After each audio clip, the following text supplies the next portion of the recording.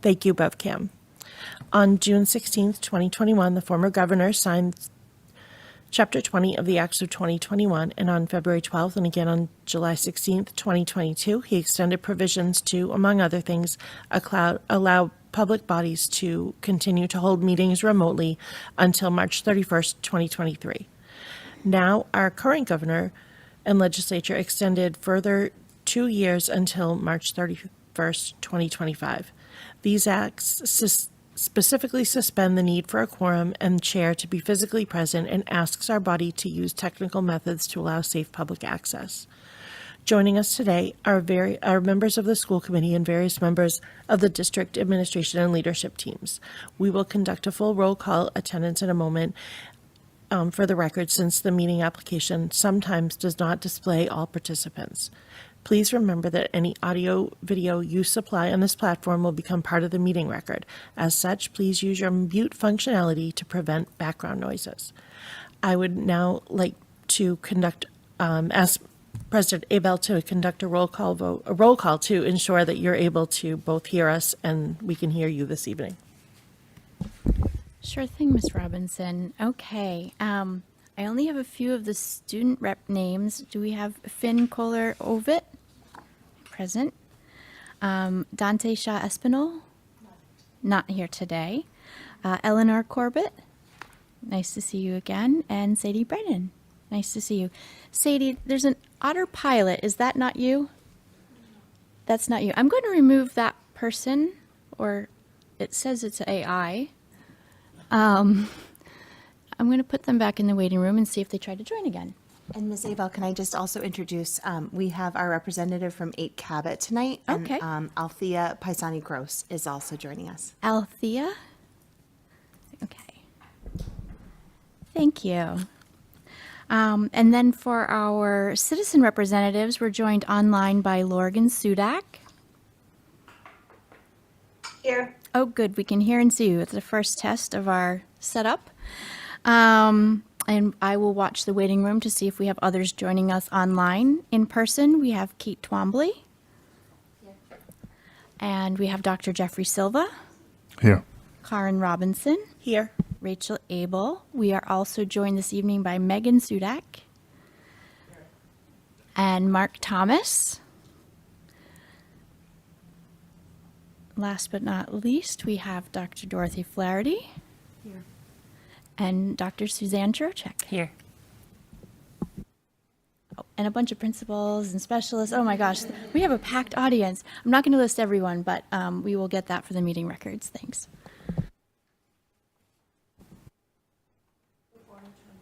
Sorry. Before I turn the meeting over to Dr. Flaherty, I would like to ask Ms. Twombly if you would lead us in the pledge, please. Allegiance to the flag of the United States of America and to the republic for which it stands, one nation, under God, indivisible, with liberty and justice for all. Good evening, everyone. Just quickly to review our agenda for this evening. To review our agenda, we have, in a moment, I'm going to ask for a vote to approve the minutes from our September 13th meeting. We need to announce that there's a change of date for the November meeting, so everybody can put that in their calendars. It was originally scheduled for November 8th, but that's also the Superintendent School Committee Conference. And so the meeting is going to be moved until November 15th, so just pushed up 1 week, okay? We'll hear updates from our student representatives. We have 2 policies for a quick review. They're simple ones this evening. And then our main topic this evening will be for a presentation and update on our City Connects program that we have here in the district. And we thought that we wanted to not just make it a dry statistics presentation, and with the good advice from Dr. Silver at the last meeting, we're going to make it live with having participants from different schools and different groups join in the presentation. And then, if time permits, we'll go through the proposed overview for the year. And because I keep missing this, I put my own slide in so that we remembered to do a motion to approve the minutes from the 9:13 CISL meeting. Do I hear a motion? Motion. Second. The motion's been made and seconded. Ms. Abel, could you call a roll, please? I can just want to do a quick check. Any corrections or additions? Okay, I'm going to go down the list in a similar order. It's not alphabetical, but Althea, you can, just a second. We're doing a vote for minutes, so you would abstain because you weren't at the last meeting, so you can just say abstain if you wish. Okay. And Finn? Yes? Okay. Dante is absent. Eleanor? Yes? And Sadie? Yes? Okay, Lorgan, this is for the minutes? Yes. Thank you. Yes. Okay, Ms. Twombly, Yes. Dr. Silva, Yes. Ms. Robinson, Yes. and Rachel Abel, yes. I think those are all our voting members. Okay, 1, 2, 3, 4, 5, 6, 7, 8 with 1 abstention and 1 absence. Okay, thanks. Thank you. And I'm going to ask Ms. Twombly if she'll introduce our students this evening, because you have my sheet of paper. I do. I do. Yes. So happy to introduce our BMS representatives. Dante could not be with us tonight because he is at a baseball game. So he will be back next meeting. So could I ask Finn to step forward first? And I'll give you this microphone.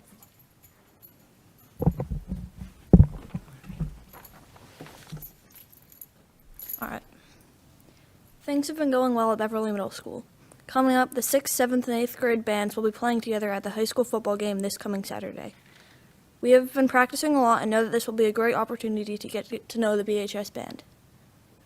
Thank you. That Finn. sounds like fun, and we hope the rain holds off. I know. Yes. No, seriously.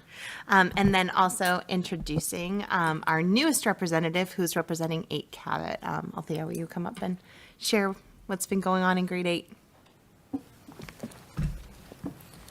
Recently, the 8th grade has been partaking in trips to the Levita Ropes course at Gordon College. The purpose of these field trips is to learn new skills and work together to complete difficult tasks as a community.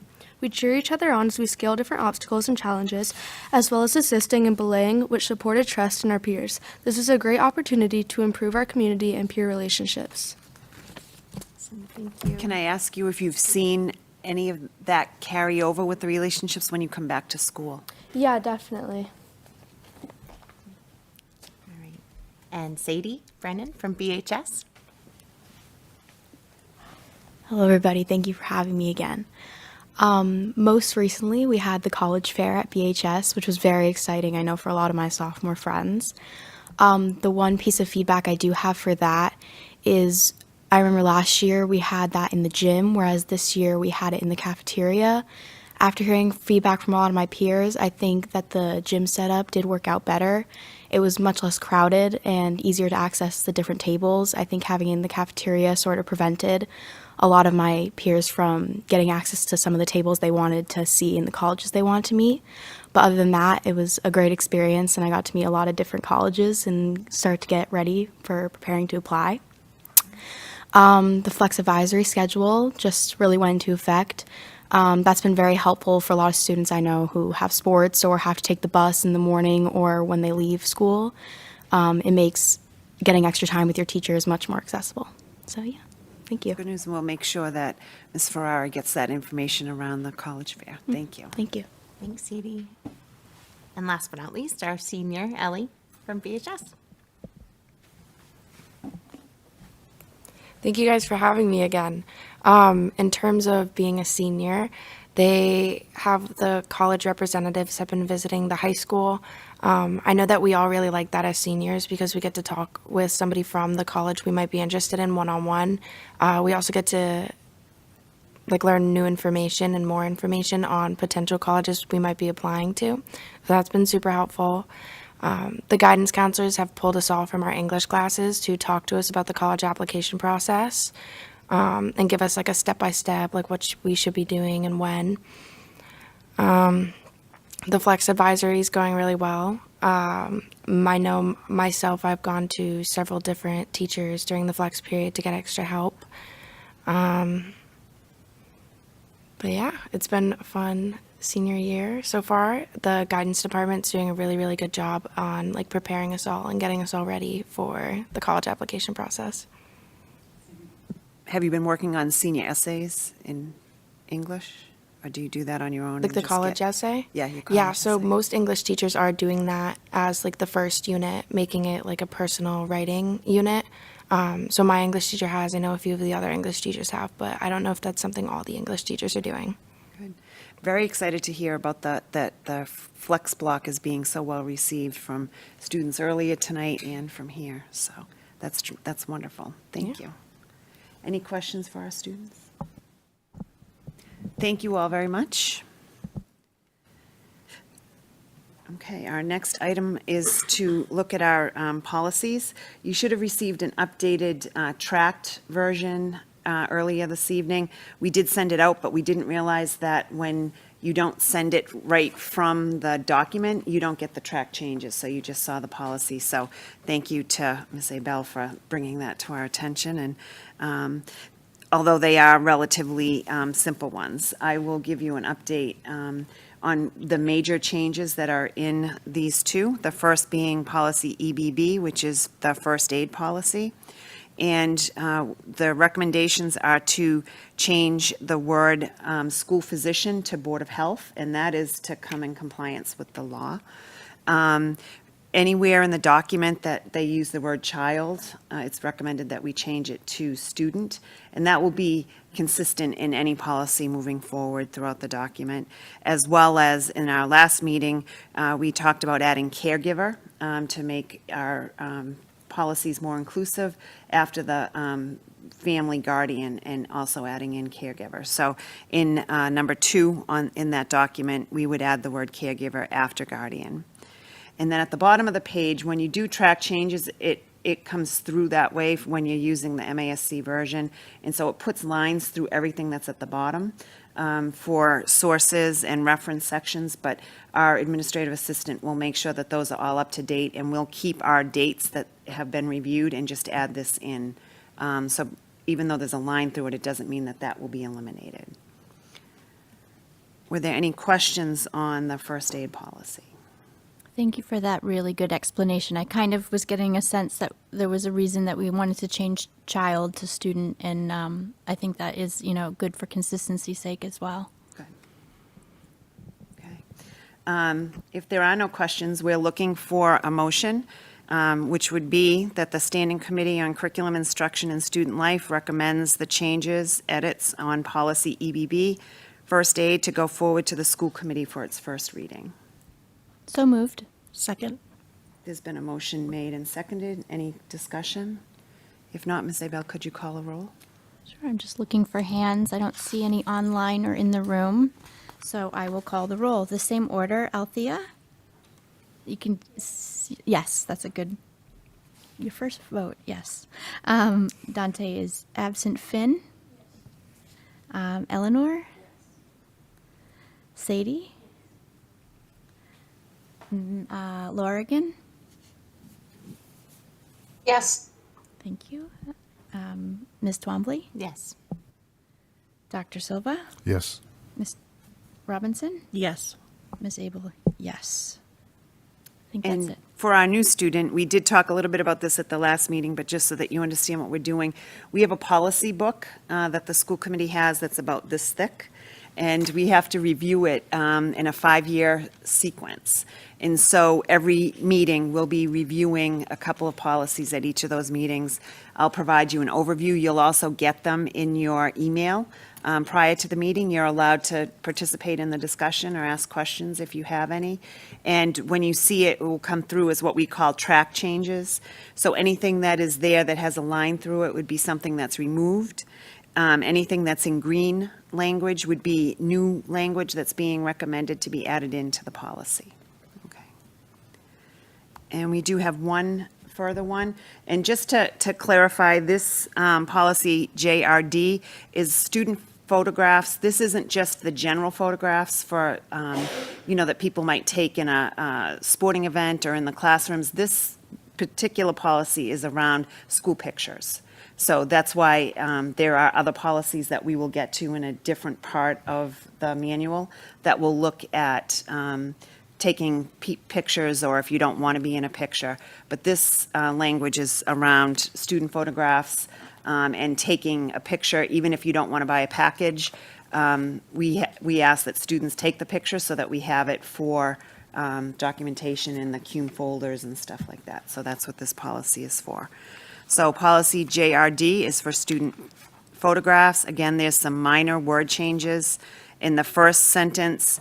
I don't really think it's up to the committee's decision whether you want to switch from system to district. That's a recommendation from MASC.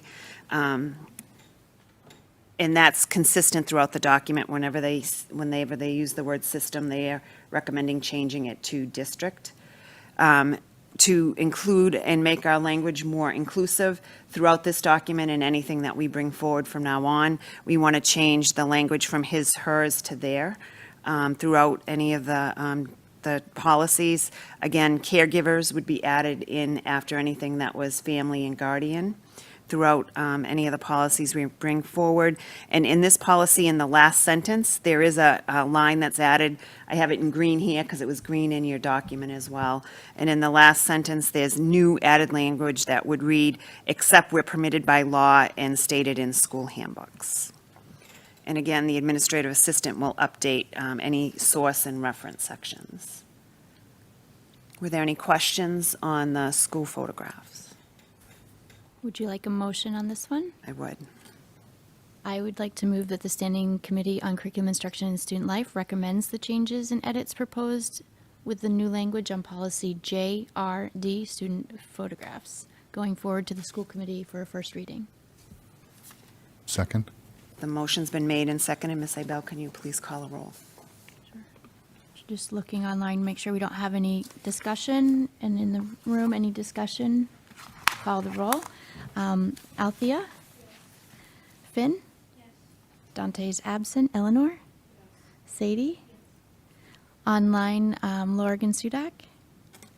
Yes. And Ms. Twombly? Yes. Dr. Silva? Yes. Ms. Robinson? Yes. And Ms. Abel? Yes, 9-0. Thank you. Thank you very much. It's now my pleasure to introduce my sometimes office mate, and Megan likes to work in my office, so I get to hear a lot of the good things that are coming in.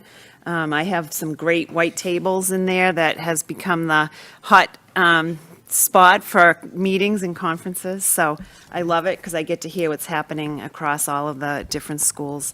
And I know that they have a great presentation for us this evening, so it's my pleasure to introduce Megan Sudak, our Director of City Connects, and her team that is with her, but I'll let her introduce the team. Thank you so much. Thank you so much for having us tonight. I'm going to apologize in advance. I've got a pretty ugly cough, so just bear with me. I said, are you sure you want to do this? Trials and tribulations of being a childhood asthmatic. So here tonight to talk about what we've pretty much done since I was last here a year ago. First I want to talk about our goal. So last year we had a goal of create a systems approach to services by collecting data specific to the needs of the district. And so that was outlined in the improvement plan. In order to do this, we committed to following the City Connects framework with complete fidelity, determining the significant areas of need, identifying partnerships to address these needs. We took the opportunity to establish baseline data of students in grades K through 5, 7, and 10. And then the goal is to then identify the root cause for these needs. So using data, we then would pilot efforts and interventions to address that.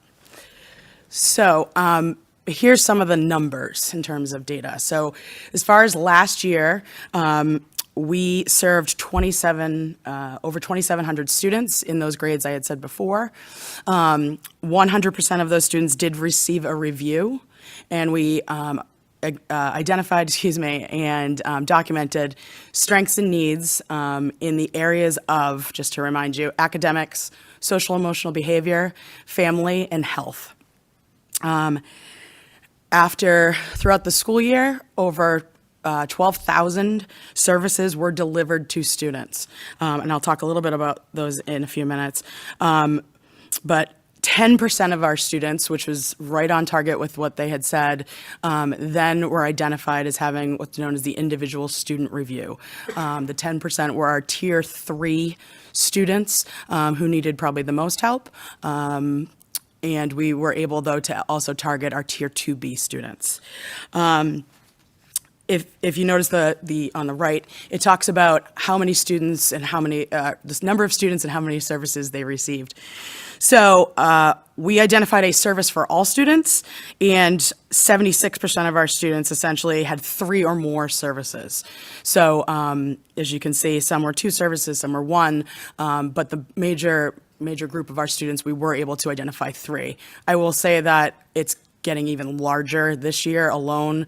I saw some today with 8 to 10 services that we've identified. And just to kind of review, it's services not only that we provide, but also the students receive on their own. So we do document any extracurriculars, any sort of enrichments that they may take part in, because we can then use that to refer other students to. So that way we know when we build a network. As far as the actual services, 85% of those services are what's considered a Tier 1 support, and that is the after-school programs, the enrichments, and we're really going to try to make a bigger effort this year into identifying more of the early intervention and intensive crisis services. That's actually a network through City Connects. They're looking to do that. But just so you do have an idea, and to put that into context, of that 12,000 services, like I said, 79.4% of those services come from the school district. So 79.4% of the services we're providing kids are coming from the school district, and the remaining 20-ish are coming from community providers. So I just felt that was important for you to see. The types of services we're talking about, if you go to the next slide for me, thank you. These are just a snapshot of what we label them as. So you'll see everything from academic skills and interests to our health screening, which we've gotten many a shout out from the City Connects network of how well we do in preventative healthcare in our school district. So I thank Jody Elder and her team for that. Social skills, sports activities, all these different things, donations. So we're really running the gamut in terms of the services that we're looking to identify. This is just a snapshot, a snapshot of the, I say it very snap, it's A through some of K, of our partners. It's over 450 partnerships we've identified. Some of those partnerships, I should say, or service providers, are some of our staff that are here, are any of our interventionists in the district. We do go in and identify, the reading groups that students receive, but we're also in there looking to see, for example, any enrichment activities or any camps that students are going to. And so I just wanted to have an idea. So in year 1, we were able to identify. I do want to give a quick shout out to Salem City Connects, who was very helpful in helping us bridge and connect to some of their connections, which has been really helpful for us. In terms of, if you want to go to the next one for me, thank you. Just talking about that student review, I wanted to touch base with that real quick.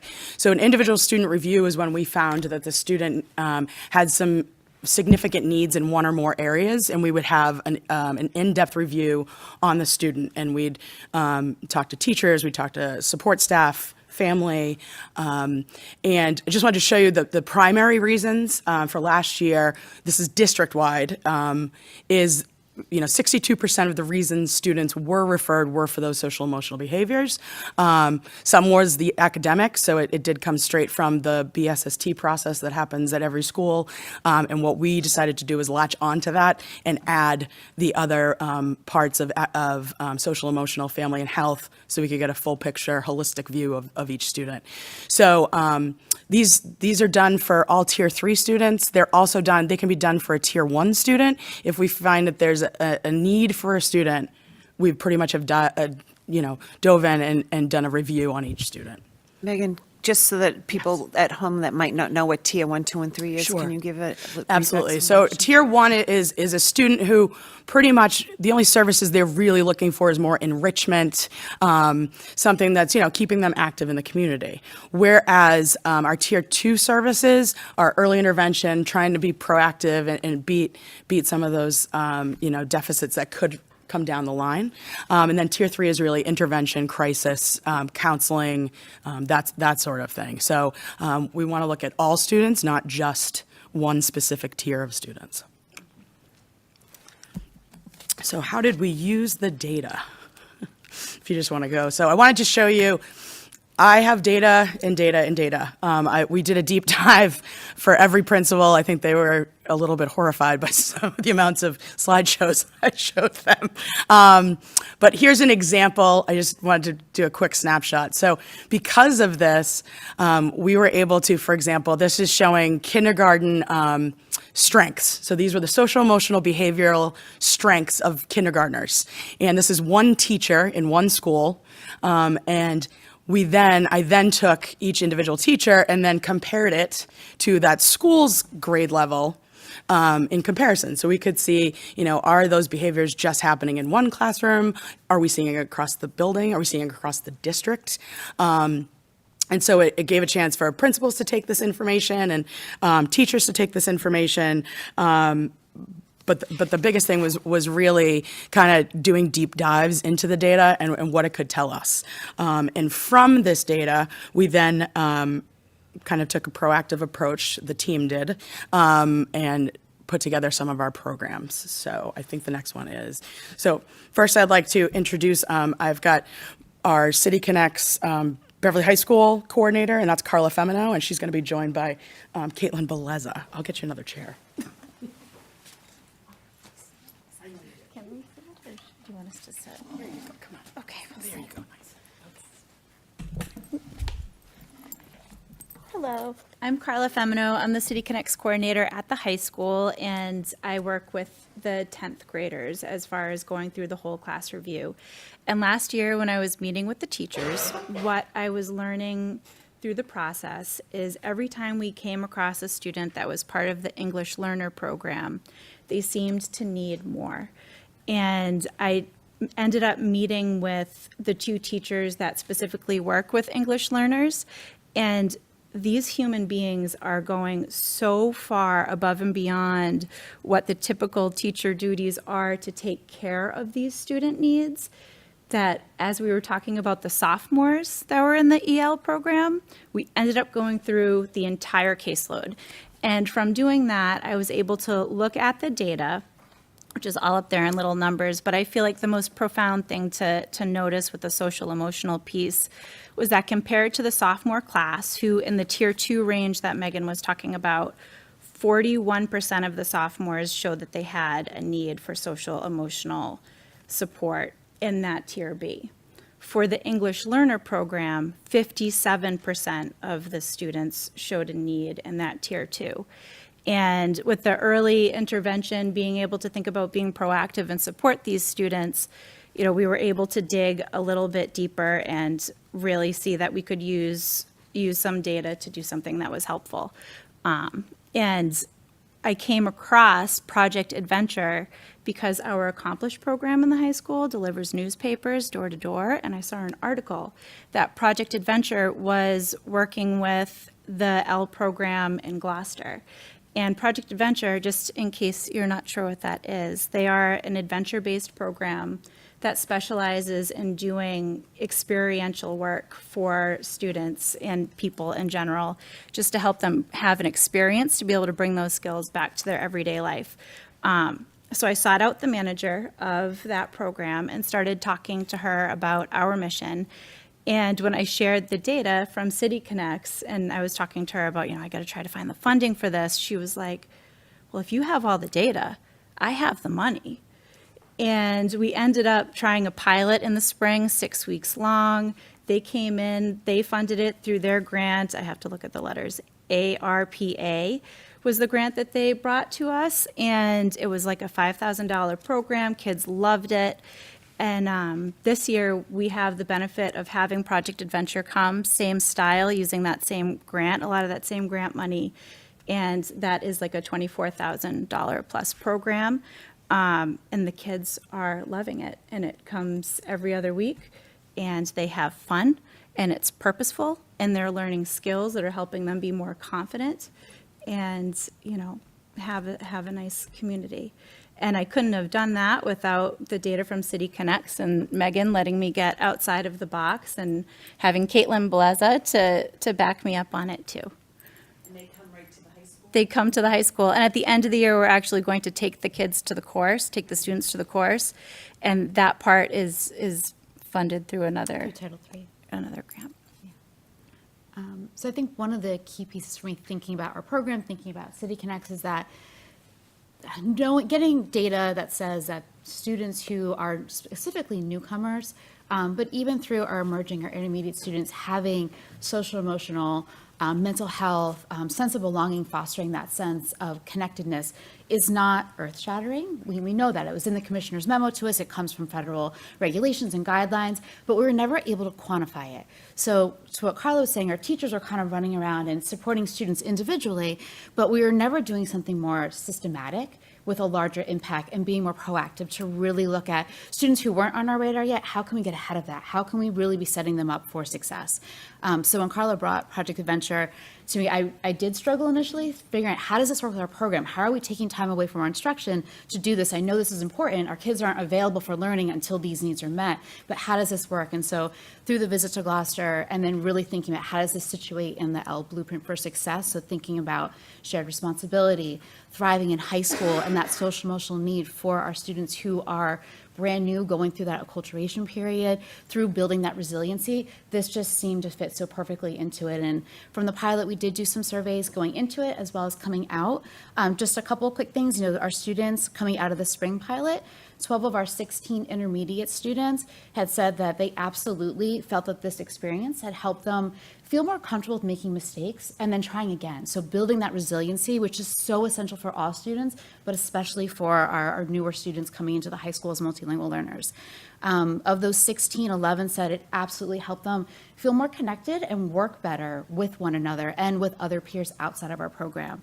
And all of them, 14 said yes, and 2 said maybe, so that they would absolutely want to participate again this year. So when we had the opportunity to bring it back, like, of course, like our students absolutely loved it. We loved it. I think one of the things that works so well for us is Carla goes to every single one of the sessions. Our ESL teachers are there. Our ESL para is there. I attend them as well. And so we're taking those risks. We're learning alongside our students and being able to see students who aren't necessarily thriving in other places, maybe not participating, rising to leadership roles, using their native language to help the newcomers understand what the activity is. I mean, it's the most beautiful thing to see.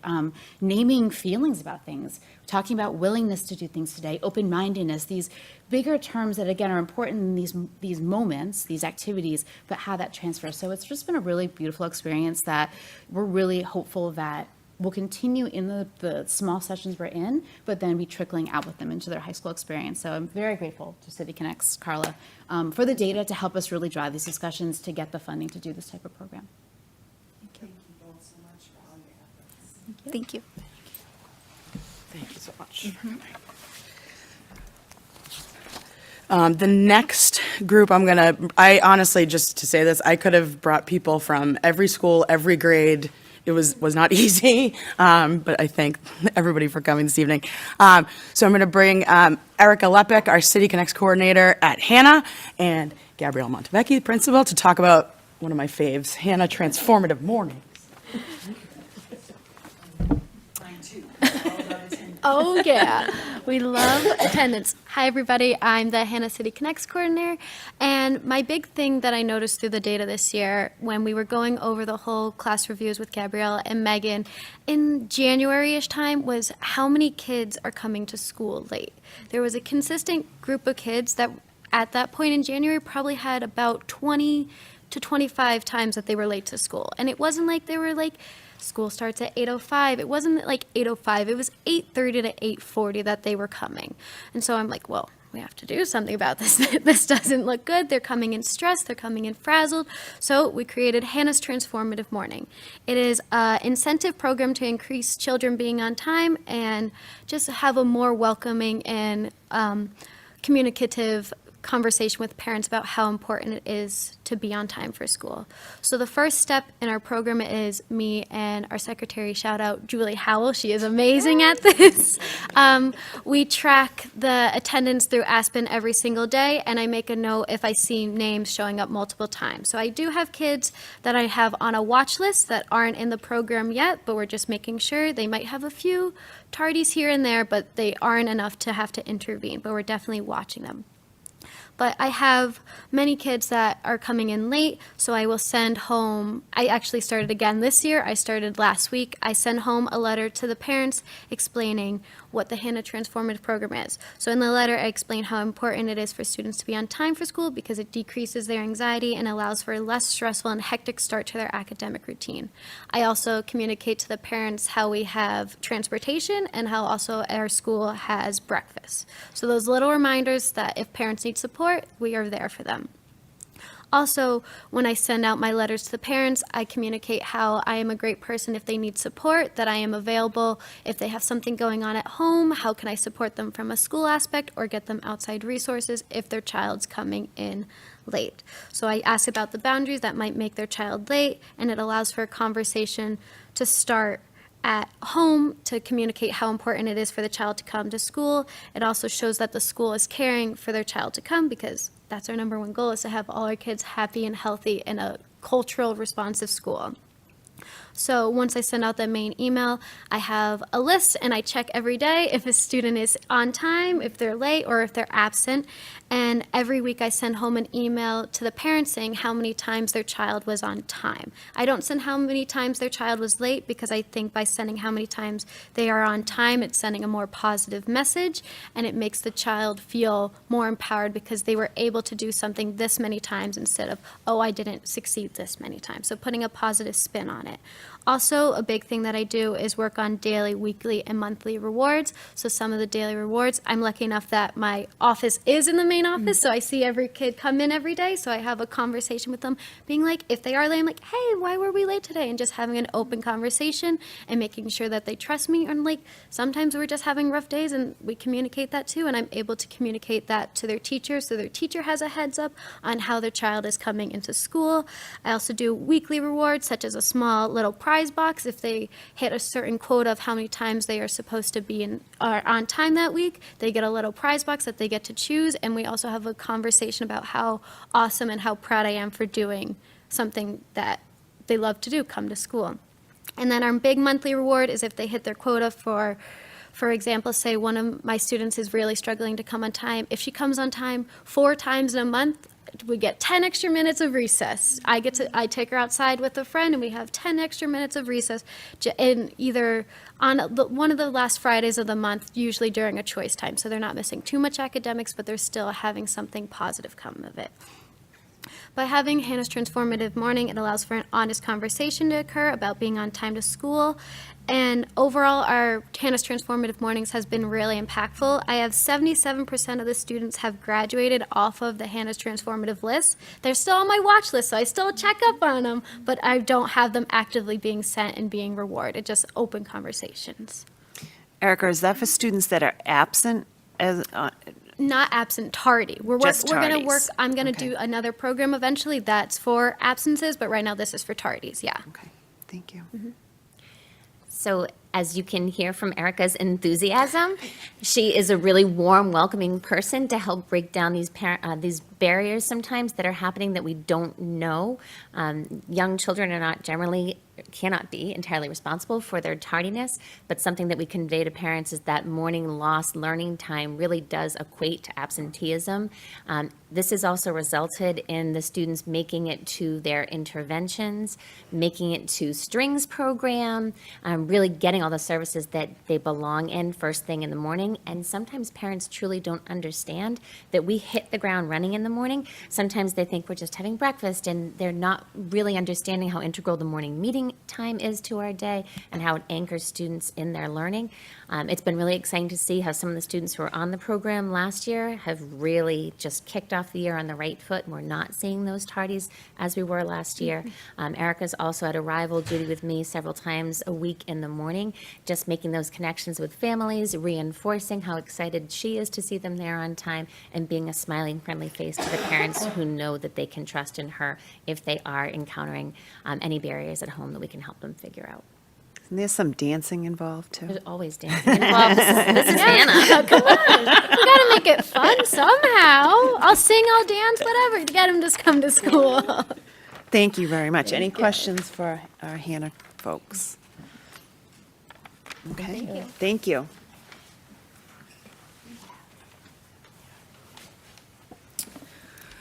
Next up, I have City Connects Coordinator Abby Slazak over at Cove, and I have a parent, Stephanie Jalbert, who's going to talk about, they're going to talk about coping ninjas. Hi, I am Abby Slazak. I'm the City Connects Coordinator at Cove, and I just want to say I'm so lucky to work there. I love all my staff, the families that I work with, and all the students as well. I actually interned there when I was in my MSW program, so I am coming back, and I cannot be more thankful to work at Cove. So with the implementation of City Connects, I was able to collect a lot of data through whole class reviews, which is a conversation with the teacher about every student in their classroom, their strengths and needs, as well as sending out an interest and activity surveys to all of the parents at Cove about what their child or children are involved in, what things that we should be on the lookout, anything that we should definitely know about their child. So that through this collection of all the data that we have and all of the needs that were identified by either parents or teachers, I was able to come up with 2 after-school programs. Social Foundations, which was for first and second graders, and then Coping Ninjas, which is for third and fourth graders. Social Foundations focused on the needs of the first and second graders in social skills and peer interactions. So it was a 6-week program that really focused on how to interact with your peers, what it looks like when you are playing with them, how we keep our hands to ourselves, things along those lines that first and second graders definitely need reminders on. And then Coping Ninjas was for anxiety and worries, which was a huge need identified last year in the data collection, both by teachers and parents. And during this, they learned how to cope with the worries that they have. They learned how to manage those worries, things that they can control and they can't control, and then also just coping skills to help them through the day with those worries, to keep them out of their minds and be able to focus on school and learning and having fun rather than focusing on just those worries that they have in their minds. And I absolutely loved providing the students. They were all very involved and ready to learn, even though they had just gone through an entire school day of learning. They still came in with happy faces and were ready to figure out what they needed and to move on with their day and have a little bit of fun, even though they were still learning at the same time. And I have Stephanie next to me, who was a parent of one of my students who was in Coping Ninjas. Hi. So my daughter Harper is... Oh, you might want to pause. I moved it back. Sorry. Go ahead, you go. Oh, okay. All right, my daughter Harper is in 4th grade at Cove now, and Abby and the City Connects process has had such an instrumental part in the success of her and many other children at Cove. Harper has anxiety, and it started to really show up last year. She was picked to participate in the program called Coping Ninjas, which was run by Abby, We found out that she had been identified for it during the whole class review process. This program was huge for her. It opened her eyes to see that she was not alone in her struggles and that other kids, even some of her friends, were also struggling with their own anxieties or worries. It's hard for kids to sometimes articulate exactly how they are feeling, and Abby has a way of helping them in a space where they feel comfortable and seen. At my house, we do a lot of talking and problem solving, and still Abby was able to help in ways that I just could not. I can only imagine how helpful this program and Abby are to kids who may not have the same home environment as my daughter.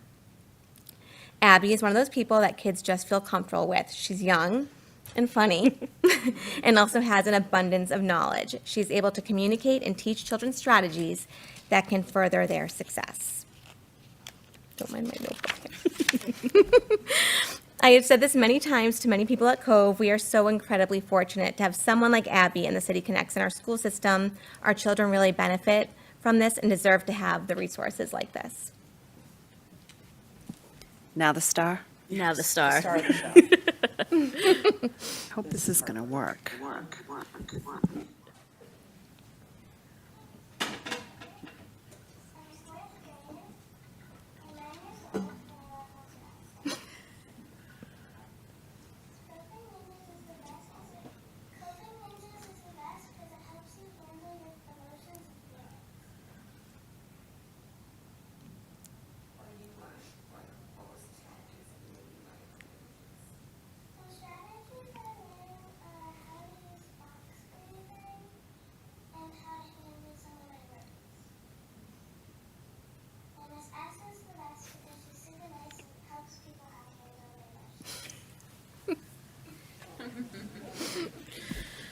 And that's it.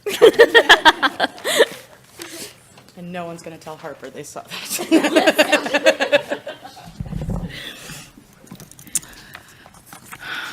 And last but certainly not least, in terms of in person, we have Olivia Brothers, who's also from Cove, first grade teacher. She's going to talk a little bit about the support in the classroom.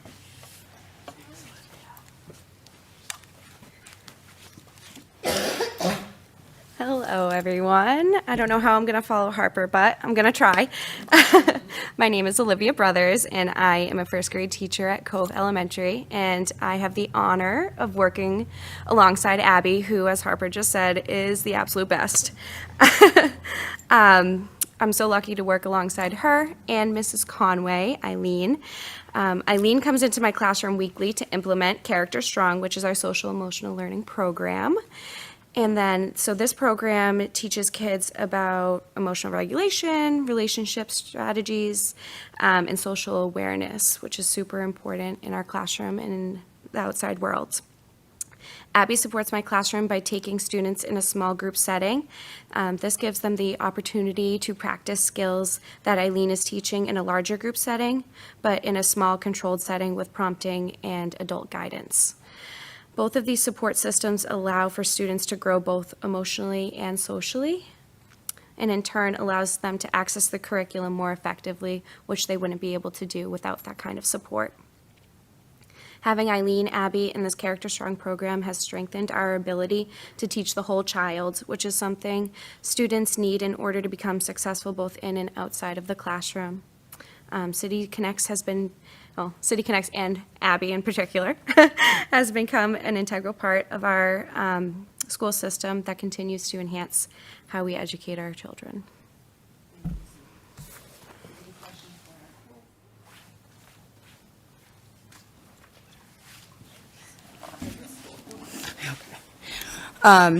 Unfortunately, Jamie couldn't be here this evening, but she was nice enough to write something up for me to explain, and part of it was what City Connects has been able to do for her. And particularly, what's been very helpful, excuse me, sorry, was last spring. She was able to go down and visit with each fourth grade, or each, I should say, elementary school City Connects coordinator, and took copious notes. So that they could have kind of a heads up in terms of really strategically placing students on teams and lunch bunches and getting ahead of things as we started this year. there's plenty of other things, obviously, City Connects does, but I do know that Jamie specifically was saying it's been so helpful, and they've never known as much about their incoming students. And I know there already is a process for that transition, but this was able to, between Callie and Julia, who's the grade level SAC, they were able to create their own kind of working book so that they knew every student and what students would need. So I wanted to make sure I gave that shout out. The last slide actually is from the City Connects survey that City Connects did at the end of the school year, and these were some of the completely anonymous statements from teachers, what they thought of the process in year one. So I just wanted to add those in there as well. Pretty much the ringing thing was the ability to now see their students and see all of the kind of outside factors to students, and being able to understand their students a little quicker, and being able to attack appropriately. I shouldn't say attack, but handle that appropriate. You know what I'm trying to say. So, that's right. Just before we open it up for any questions, I just want to say thank you all to each of you for coming tonight. I know that it's hard to give up time away from your families and homework, but I think it's important because when we saw, Dr. Trochik and I saw the data from the results and the surveys that we got, it was impressive. But from being in the schools and seeing it, it is much more palatable and exciting when we knew you could hear how it was actually being implemented and not just looking at data on a page. And coming from a background as a middle school teacher and principal, we've always said, you need to look at the whole child, and we need to know that for our students to be successful academically, first thing is they need to be in school, so attendance is critical, but then they can't learn until they're open to learn. And so this program helps to address all of the reasons that our students may not be open and ready to be successful in achieving academically. So we're very grateful for everything that it has shown in just a short period of time, and we look for that to even expand more. Dr. Trochik, did you want to Yeah, I just want to add, and thank you to Megan for so completely understanding what we said when we said bring people, because they all came and it was awesome. So I really appreciate that. There's nothing that I love more than to hear how the plan of knowing every child is playing out. And, we all knew the importance of that. I think we also always knew that we didn't have a system in place where we could proactively understand and help kids before a crisis period. We were very much in a response mode before this City Connects came in. And so I think this was a great example of the different ways that we're doing it. And just one shout out to, first of all, you heard from 2 different elementary schools. Dr. Flaherty will attest that City Connect's team boots her out of her office often, and they are all meeting together all the time and sharing practices across all of the schools. So while these are individual success stories at each school, the practices are shared amongst all of the schools, and the City Connects coordinators work together. And so there may be something similar or exactly the same in some schools. Every school works through it in a different way, but I really appreciate that. So I just wanted to. And one last thing to add, I hear Megan on the phone, but I know that it's happening in each of the schools where there's a coordinator as well. The systemic pieces are important, but what none of this showed was how involved they get when there's a family that's in crisis, whether it be from fire or a natural disaster or a medical situation or homeless, they've lost their home, and they're working at trying to get bed and foods and making connections so that somebody can find a safe living environment. So I didn't want that piece to go unmissed, and those are kind of the unsung hero pieces that won't probably ever make it into a slide presentation. Thank you so much. Any questions? I just wanted to make a comment. I can't believe how successful this has been. It seems like this is a program that's been in place for years, and you guys just started this. Just very impressive. We're in year 2. This team is unbelievable. They're fun. They're so just warm and engaging and not willing to say no to anything in terms of we don't see borders. We'll find a way around it. Yeah, and I would say too, I think it's a commitment on the part of the school committee, because we came forward with a really big ask to move all of these positions into the appropriated budget, so that there wasn't this risk that this was something we were going to just throw some ESSER money at and then abandon, right? We knew there would be value in this, and the decision that you all made to incorporate this into the budget and recognize the value that it has and the need that we had in Beverly to make sure that we were able to kind of do this was really important, so. Absolutely. Thank you. Any other questions? I have a couple questions. So in terms of, at the end of the year, the students that are in the Tier 3, are they reevaluated to sort of see how that changes over time as they go through, middle school and high school? Sure. So we do the original tiering. We've started that process already for this year.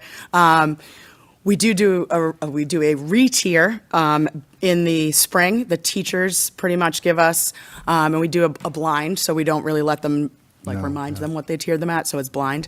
And then we do a follow-up, an in-depth follow-up, especially with what services will those students need over the summer when we're not here per se. Try to set them up with camps and all that. And then there's actually a tool, we flag students for the fall, so the first day they're back, those first 3 days, we're checking in with every one of the Tier 3 kids or Tier 2B kids. And then we go through the process again with a whole new set of teachers. So we are on top of that. And I will say, we've had a lot more partnerships that have kind of began in the last 2 or 3 weeks. And it's been so helpful when I get a call saying, hey, we've got 10 slots for this program. What kids I need boys that live within a mile of this. No problem, and we're able to, hone in on that tier and find it. So we try to give some sort of continual support throughout the summer, but then checking right back in with them from day one. And we also made sure with the fifth graders, we made sure that they had an introduction to Cali when they were in fourth grade, so that way they knew there was going to be this face at the middle school right when they walked in. That would be just like their elementary school person. So that was, and I know, speaking of someone I know, that was very helpful. I know ninth grade isn't the year that we have a coordinator. Yes. But can we think about how we might help smooth that transition? Sure. So I can actually speak to that. Carla actually, and with the help of Mr. Thomas last year, because the ninth grade freshman academy is like a well-oiled machine, Carla was able to take some time and meet with the freshman academy teachers, and she actually got a pre-tier of this year's sophomores. So she went into sophomore year already knowing, here's what we need to look out for first, and let's get started with that. So that's been helpful in terms of that, transitioning them from 9th to 10th. In terms of 8th to 9th, I know that the freshman academy team and Mr. Thomas, they do a great job with the middle school staff, kind of getting their hands on that from the beginning. And I think, Dr. Silva, you had I just another had one more question, sorry. In terms of the networking, I thought I heard you say that some of that networking is being provided by City Connects. Is that all sort of also maintained at the high school so that you're able to sort of keep that Rolodex and maintain? Oh, those? 100%. So we have access to, we've actually got 750 different service providers that we can tap into. We've used 450 of those 750. Great, thanks. That's great. Good Thank you. update. Without any other questions, anything from the audience, students? It is. No, I was 1 minute over, I'm sorry. Yeah, 1 minute over. Is there a motion to adjourn then? So moved. Second.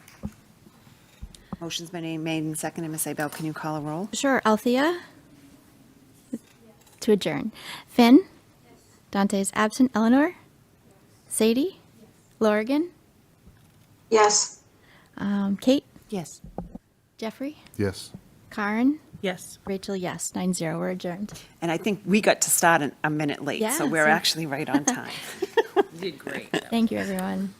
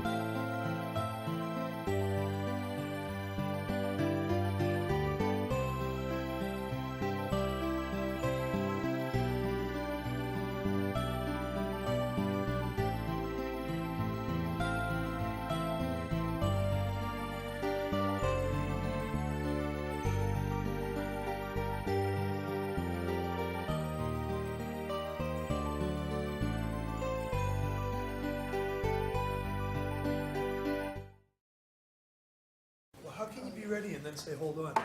I'm ready. Go for it. Welcome, everyone. Thank you so much. It is October 11th, 2023. So grateful to be joined by so many people with us today. This is a regular Beverly Public School School Committee meeting. We are being remotely hosted and broadcast and streamed, and it will be forever in the records, thanks to our friends at BevCam and to our meeting platform. I will call a roll just so everyone is aware of who's joining us remotely and to confirm that they can hear and see us. We are allowed to use remote platforms based on the former governor's acts of 2021 that were renewed again in February, July of 2022, and yet again renewed by our current governor and legislature in March of this year, which will allow us to continue to offer the hybrid meeting platform until March 31st, 2025. The acts specifically suspend the need for the quorum and chair to be physically present and asks our body to use technical methods to allow for safe public access to our open meetings. As a note, Beverly does have prior approval for remote participation of its members on boards and commissions, but through that permission, the chair and a quorum do need to be physically present, and we will return to that after March 31st, 2025. Tonight is a regular school committee meeting, which means we do have time on our agenda to allow resident voice. We have a sign-up sheet at the microphone there. We do ask that you limit your remarks to 3 minutes. Residentvoice@beverlyschools.org is the email address if you wish to send prepared remarks in advance for the chair to read into the record on your behalf. You will need to state your name and address for the record. And again, these are to address the body. We won't be replying. Joining us tonight are members of the school committee, various members of the district and administration and leadership teams, as well as some educators and some students and their families. Please remember that any audio or video that you supply on the meeting platform will become part of the meeting record. As such, please use your mute functionality to prevent background noises. Now, I will call the roll to make sure that all of the participants can hear and see us. Joining us remotely this evening, we have school committee person Lorinda Visnick. First test. Here. Yes. There we go. We can hear you. We also have our school committee person, Dr. Kenan Mackenzie DeFranza. Here. Okay, we can hear you.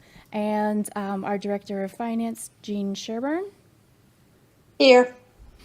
Okay, now we'll go around the room. We have school committee person, Dr. Jeffrey Silva. Here. School committee and mayor, Michael P. Cahill. Here. We have a school committee person, Kimberly Coelho. Here. And our school committee person, Karen Robinson. Here. Thanks. I'm Rachel Abel, also on the school committee. We will be joined with our student representative, Delia Gauker. We have our executive assistant, Donna Bergeron. Here. Dr. Suzanne Chirotech is with us. Here. Assistant Superintendent, Dorothy Flaherty. Here. We have City Connects, Megan Sudak. Here. Human Resources and Data, don't have it down yet, Aaron Brown. Here. And Dr. Morgan. Here. And Bethany Splansky. Here. Mark Thomas. Here. Oh my goodness, so many more. Okay, we'll get to the others when we get to our agenda items. Okay, so we're all grateful that you are here this evening. Our first order of business is actually the Pledge of Allegiance. And Karen, I haven't asked you. If Miss Robinson, would you please lead us? Absolutely. I pledge allegiance to the flag of the United States of America and to the republic for which it stands, one nation, under God, indivisible, with liberty for all.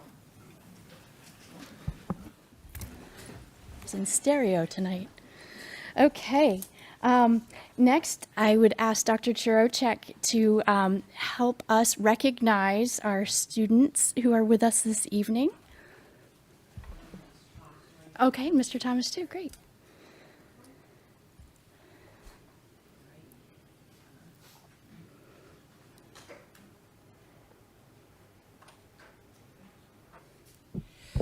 All right, thank you. Thank you for joining us here this evening. It's my honor to every year, we present to 2 students at Beverly High School a certificate of excellence from the Massachusetts Association of School Superintendents. And so we have 2 candidates here this year. We enlisted Mr. Thomas and the help of the high school staff to make some suggestions and give us some information about who would be good candidates for this. And we have 2 young ladies who are joining us here this evening. So the first candidate that I'm going to introduce you to is Jenna Schweitzer. And Jenna, I know Jenna well, actually, because she's a member of my student advisory cabinet. And there were a couple, I think it's kind of nice to hear a little information about each one of the students. So first of all, Jenna plans to continue her education in either biology, political science, or international relations. There are 4 adjectives that we can describe her by: is tenacious, curious, empathetic, and passionate, and I can attest to that. Her interests are in health and wellness, in human biology, psychology, and government, and she has participated in several extracurricular activities. So she has been on the varsity soccer team for her whole high school career. She has played varsity lacrosse. She runs indoor track and field. She participates in Model UN. She is a part of the Women's Empowerment Club. She's a member of the Superintendent Student Advisory Council, and she is a member of the National Honor Society. She has participated in community service. For community service, she has interned for the Coalition for Social Justice. She has, doing this, that involved making phone calls about voting rights and all of some other contacting state representatives and doing some of that work. She has created and run a Growing Strong fitness class for kids. Again, participated in the Student Advisory Council, and as part of that, she worked this summer with Dr. Morgan, with us, as we re-envisioned what the council might look like, and she did a lot of other work with him around diversity, equity, and belonging. She is a recipient of the Academic Excellence in 9th Grade Honors Biology. She's been on Indoor Track and Field Coaches Award for grade 10, Academic Excellence in AP U.S. History, Academic Excellence in Honors Spanish, the Harvard Prize Book Award in 11th grade, Scholar, Athlete Award, AP Scholar with Distinction Award, Academic Excellence in AP Biology, Academic Excellence in AP Statistics, Academic Excellence in AP Language and Composition, Academic Excellence in Honors World History, Academic Achievement in Honors Pre-Calculus, Achievement in Web Design, and the Most Valuable Player for Lacrosse. That was a good one. And Honorable Mention for Lacrosse All-Star. I can't say enough about Jenna, so Jenna, could you come on up? I'd love to hand this award to you.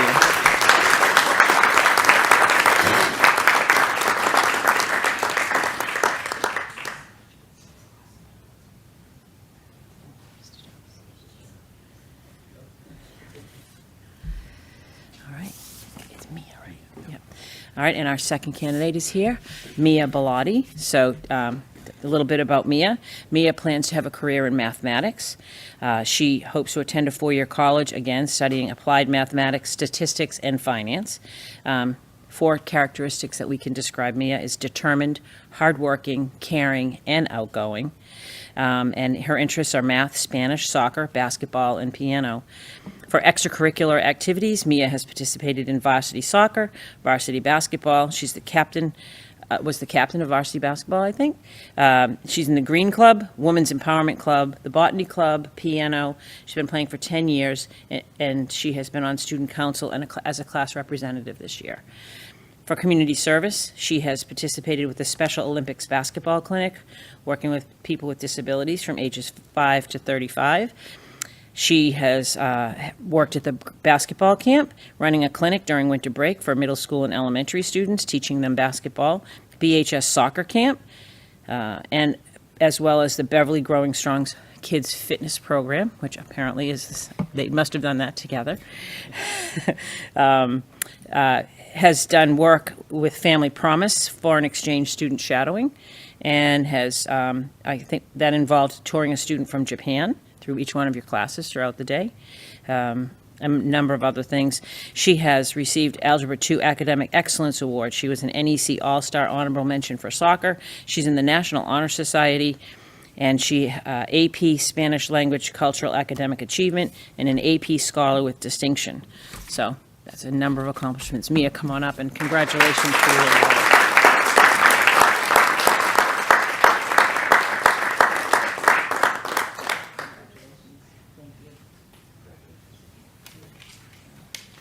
Again, it's a great honor to present these awards to these two students. It's really, you're really great representatives for your school and for our community. So thank you again. Thank you.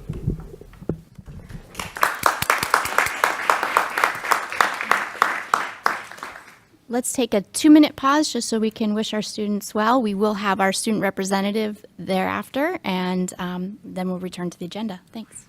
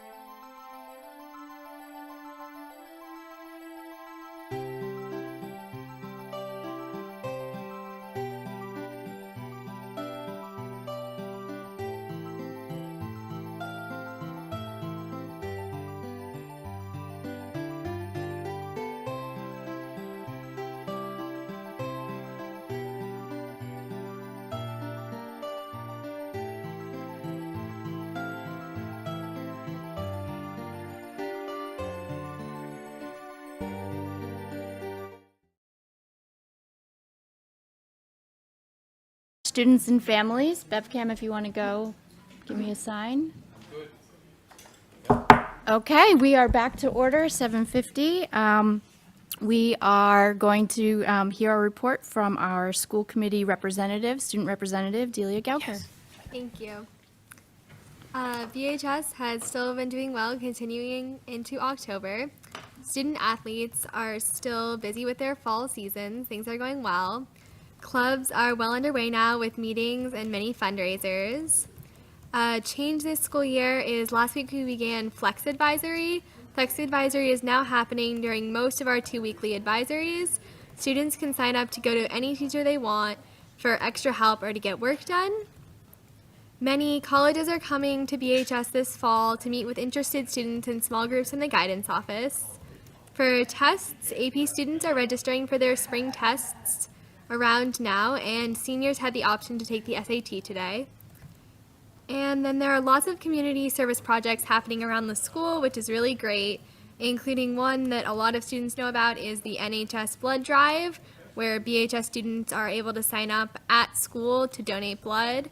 So they're able to get a lot of people to do it right at the high school. Thank you. Thank you so much, Delia. And as always, if you have homework that you need to do for any particular teachers, you're welcome to excuse yourself or you can stay and participate. Thank you so much. Let's quickly approve our meeting records from the September 13th school committee meeting. So moved. Thank you, Mayor Cahill. Have a second? I have one correction. Okay, I'll take that as a second. And what is your correction, Dr. Mackenzie DeFranza? Sure. Just there was a typo in my name in the beginning of the Okay. attendance list. We will correct that. Sorry for the oversight. Are there any other corrections that we'd like to do before I call the roll? I'm not seeing any hands. Okay, Mayor Cahill? Yes. Kimberly Coelho? Abstain, I was not here. Okay. Dr. Ken Mackenzie DeFranza? Yes. Karen Robinson? Yes. Dr. Jeffrey Silva? Yes. Ms. Lorinda Visnick? Yes. And Rachel Abel, yes. So that's 6 and with 1 abstention. Okay. Now we've reached the point where any resident voice, I did not see anyone sign up. I've not received any emails.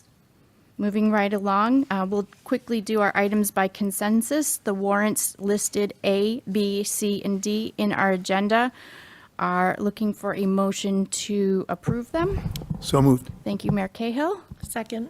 Thank you, Ms. Robinson. Generally, you don't have any questions or discussions. I've got to call the roll. Mayor Cahill? Yes. Ms. Coelho? Yes. Dr. Mackenzie DeFranza? Yes. Ms. Robinson? Yes. Dr. Silva? Yes. Ms. Bisnick?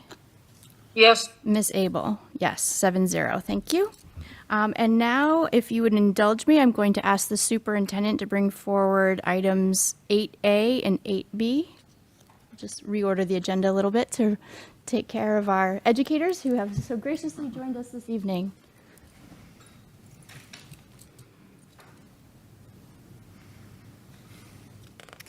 All right. All right. Thank you very much. And I have the items that are here. We'll do the first 2, and then we'll break back to you. But I actually, if you'll all bear with me just for a moment, I just wanted to take a moment of your time and for the people that are watching and give I thought about this as a moment of silence, but then I thought about it as a moment of gratitude. So the Ayers School recently lost their beloved custodian, Bob King. He passed away on October 9th. Bob was a custodian at Ayers for 15 years. It's a significant loss to the Ayers community and to Bob's family. And so I just wanted to take a moment to give some gratitude to Bob for all he had done for us, and a shout out to, all of the folks over at Ayers who have been, spending the last couple of days remembering him, and the work that's been done by the staff there, as that was a really difficult day for the school and for the students and for the families. Bob he truly was special. I've been looking over pictures pictures in his superhero costume or his Peach Princess costume or leading a line of Congo dances. The guy was just, if you can picture what you would think of as that wonderful custodian in an elementary school that the children loved and the staff loved and the families loved, Bob embodied all of that. So I just wanted to take a moment and share it out with the community, as well as ask you all to join us as we, give our sympathies to his family and to the Ayers family. So, all right. And my first two items here, we have 2 overnight field trips to bring forward. So I'm going to ask Allison and Julia to come to the podium and tell us, the superintendent recommends approval of an overnight field trip to MIT Model UN. You had information about this in your packet, and they're going to share more information with you. Would you rather sit or stand? Okay. All right, good evening. So just to, I guess, go over a couple of tidbits here. So the conference, the MIT Model United Nations Conference, is run by the student group down at MIT. We would leave on Friday, February 9th, sometime in the early afternoon. Conference begins, I believe, around 5 o'clock. And we would return Sunday, February 11th. We'll be utilizing public transportation, commuter rail, red light, green line at 10 to 25 miles an hour, whatever the speed restriction is. And yeah, sorry, MBT. I should have said that on public. Anyways, so some of the committee topics ranging, we're wait to be determined, but they've ranged from human rights issues to outer space affairs, because technology is their thing. And we will utilize fundraising. We usually do a candy bar fundraiser prior to that, and we also utilize club funds to help offset the costs. Right now, we anticipate taking 12 student delegates for that trip, and usually it tends to fluctuate. And we welcome any questions that you might have at this time. Well, the superintendent has recommended this. Why don't we put a motion on the table to approve? So moved. Second. Thank you, Mayor Cahill. Thank you, Ms. Robinson. And a question, Mayor Cahill? If I could, I'm sorry for my memory. This is one of 2 trips for the coming year? We usually do 2 overnights. Right, and did the other one already come before us? Sorry? Did the other one for this school year? No, that's 3 weeks from now. Yeah, 3 weeks, yep. You'll be That's bringing, UConn, and yeah. you'll be bringing that in, and that's to, University of Connecticut. thanks for the reminder. I knew there was more than one, okay. And thank you much, I'm good. Are there any other questions? I'm looking online. I don't see any hands. Well, if no one else has a question, then before we vote, I want to thank you both. We all know the value of this program and love that you do it and appreciate it. Thank you. Okay, I'll call the roll. Mayor Cahill. Yes. Ms. Coelho. Yes. Dr. Mackenzie DeFranza. Yes. Ms. Robinson. Yes. Dr. Silva. Yes. Ms. Visnick. Yes. And Ms. Abel. Yes. Enjoy the trip and thank you. Thank you. And we have a second group coming forward this evening. Superintendent recommends the approval of an overnight field trip to Nature's Classroom. We have Mike. Chris Melanson, Scott Sutera, and Greg Twombly here to talk about. Sorry, I'll do that all over again. And we have a second field trip. The superintendent recommends approval of an overnight field trip to Nature's Classroom. Here to talk to us about that this evening is Chris Melanson, Scott Sutera, and Greg Twombly. We're back. Well, thank you, everyone. Thank you for the committee for having us. I have my esteemed colleagues here for the 6th grade. This year, I'm the 6th grade assistant principal, and I have Chris and Scott here to support me. They were here last year. This is a tradition for our Beverly Middle School and our Beverly community that's been going on for over 30 years. Nature Classroom celebrating their 50th year this year. And in speaking with members of the community, I think we've, at least have 30 years in the making here, probably more, actually. And so they came last year and spoke to the committee, and we got approved after COVID for our first year back. I was lucky enough to take a couple days and go myself, even though I was the 7th grade assistant principal. That was my first time ever going to Nature's Classroom. I didn't have an opportunity when I was a kid. You survived. Yep, she survived. She came back. And so through lots of hazing and it was a fantastic experience for me, getting to know the sixth grade staff, which I would eventually be leading, and meeting with the kids, and then just getting a feel for Nature's Classroom and a sense of community and social emotional learning and teamwork that it brought to the kids. I'm happy to be here, and once again ask for permission that we can take the kids in sixth grade in April. So I'm going to let my colleagues go ahead. Now listen, last year, if you were amazed by this presentation, which was 15 slides, we bring in 30 slides this year. And if Mayor Kale starts doing the Ort report, someone hold him down. All right? Here we go. We have a bunch of students, we were preparing for this last year, that wrote in entries about why Nature's Classroom was so important to them. We will let you read those all on your own because we want to take up more time. But some takeaways that happen with Nature's Classroom with our kiddos, you read them on the slide here. But some things that come to my mind are really they bond as a unit. They bond as a team. We can really leverage Nature's Classroom for the end of the year, which can be, a difficult time. It is a week away without technology, all right, out in the environment without their cell phones, and that is just super important. We have seen the dividends that have paid off just from that 1 week going to Nature's Classroom. And it's very interesting because that first day without them, they are missing them. And then you see the transition over the week that they realize they don't need them, but that first night of not having their phone and then really wanting that phone and they don't have it, it's kind of interesting to see them progress over the week. And then by Wednesday or Thursday, there's no asking for phones or anything. They're just doing their thing. They're in the woods, they're dissecting animals, they're doing creative writing. It's amazing, all right? So we have some big details for you. This year we're going to go, middle school's big, right? We have 7 different teams in sixth grade. So we take 2 trips. Trip 1, April 8th to 12th. Trip number 2, April 29th to May 3rd. We're going back to the Charlton site. And yes, this is for BMS grade 6 students. Mr. Tutero. That's how the day's broken up. So the day's broken up is field group is where they do their nature hikes and they track animals and they do animal calls. Then they do elective classes where they get to choose what they want to do. So if they don't like dissection, they go, they don't have to do a dissection class. They can do something else. They can do feed your face, which tells you like how certain fruits and vegetables put on your face makes your face clear and all kinds of stuff. So seeing some sixth grade boys with, lemons and limes on their eyes and laying there and with music going on is pretty interesting. I did that last year. That was nice. Yeah. Exfoliated the skin.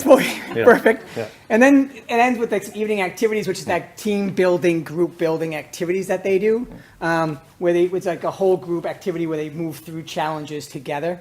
And that is basically their day. So they are outside literally from before breakfast through after dinner. We keep them outside, moving, being outside, running around, being active. There's no downtime for them, and we keep them busy and moving. Yeah, the cool thing is between all these field groups, elective classes, activities, and yes, we feed them too, breakfast, lunch, and dinner. We do something called tea time, where the teachers go out, with the kids that we're chaperoning, and we're in the Gaga pit, or we're going for little hikes in the woods, and they're telling us about our experiences that they've learned in field group, or that they get to show us, some of the stuff that they did earlier in the day. So that's kind of a cool part of this whole thing. All of this, luckily, is aligned to all the standards that are out there. Next generation science standards and beyond. It goes into ELA standards, curriculum. I talked about earlier, did some creative writing last year. They're making charts with the Ort report and food waste, so they're having data collection. But this last box is a really important one. Something that we need. We know this from COVID. That social emotional learning, interpersonal skills. That's one of the best parts about this trip. All right, now what happens when they come back to BMS after this trip? It's in April, so the majority of our year is almost done. MCAS is pretty much almost done, getting close. But they start to learn about taking care of their community environment. Like, there's no mom or dad to clean up after them. They have to clean up after themselves. They have to wait tables. It's family style. So they learn about how to sharing and giving. So we see that a lot when they come back. They provide multiple culminating activities for our science. We talk about cells and body systems, but I'm not going to dissect a shark with them. But they take that knowledge and then they get to go dissect a shark with someone who's done it before, and they get to see how that actually works. So they get to see a heart and a lung and what it actually looks like inside an animal, which is great. And they develop critical thinking skills, problem-solving skills, et cetera, as they navigate into the upper school. I think we're seeing in 7th grade this year, it was like a calming beginning for grade 7, which we kind of missed. And Nature's Classroom and that bond that they built in that Nature's Classroom time has helped that transition, because they see each other in a different light, because they need each other.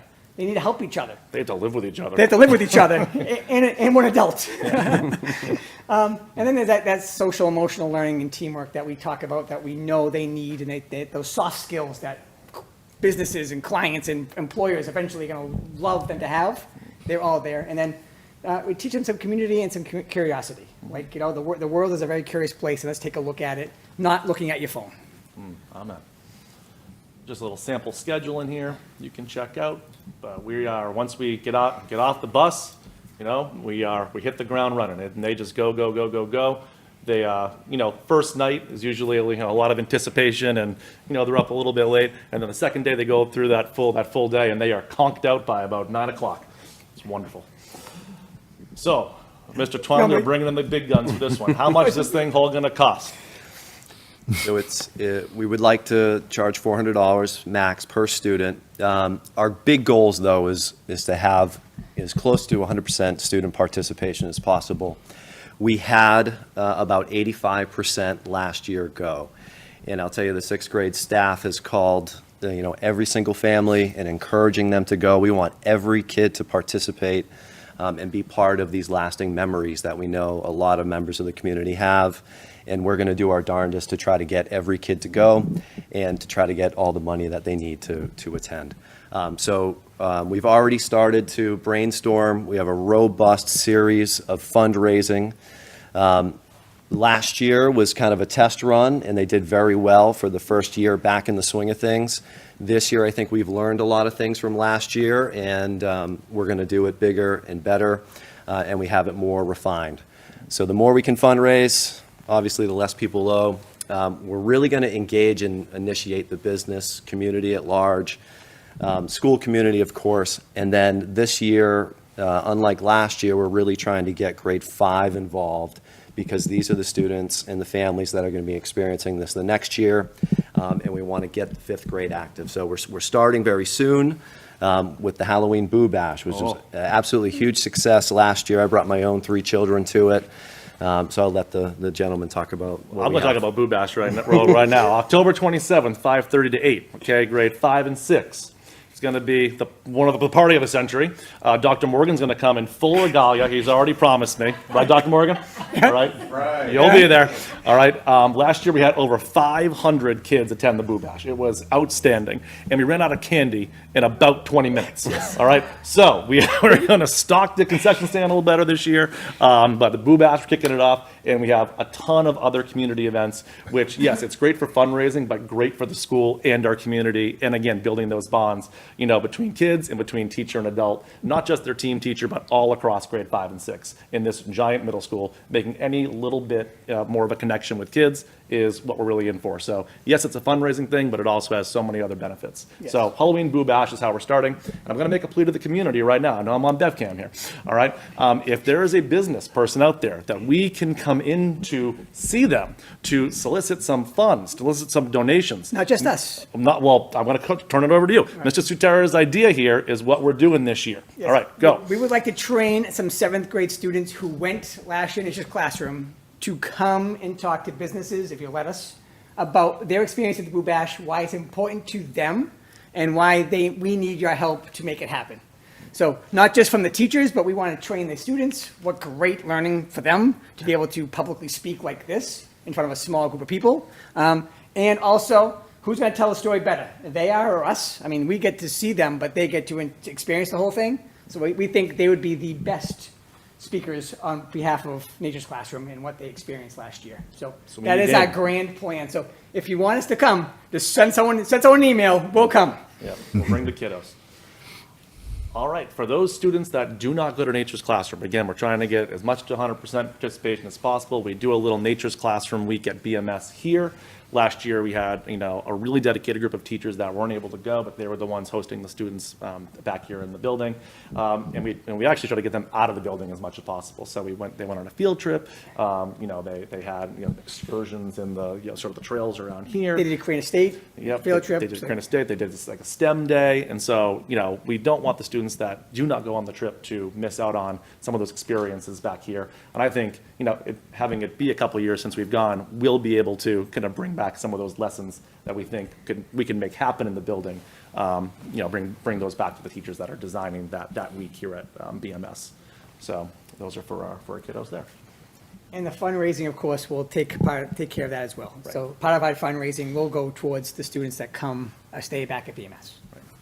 So we thought about them as well. All right, so please let us go.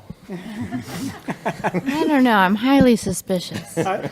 We went last year and we asked them to go back. So, all right, And I so heard. It hasn't been a long hiatus like the last time that we went last year. It was like, we're going back. Okay, so the superintendent is recommending the school committee approve this trip. Do I have a motion? Motion. Thank you, Dr. Silva. Second. Thank you, Ms. Coelho. Are there any questions from the school committee? Dr. Silva. I'm curious to know if there's props that you need or teaching things that you need as part of the program, or do you have everything you need for Nature's Classroom? Well, for Nature's Classroom, I'll say Boo Bash, we have about 100 storage containers with items in there. Props and things for Nature's Classroom. They supply everything. They do. They do. I didn't realize So that. once, we show up with the kids roll in their suitcases and they supply everything else. Okay, great. Bug spray, maybe. Ms. Coelho. We know the real reason why Mr. Melanson wants to go, because he wants to have his undefeated Gaga ball score. That's right. He's not as nimble as he used to be. I'm just No, going to let you as know you can that. see, I didn't kick today, so, Not as nimble as he used to be. I don't see any hands online.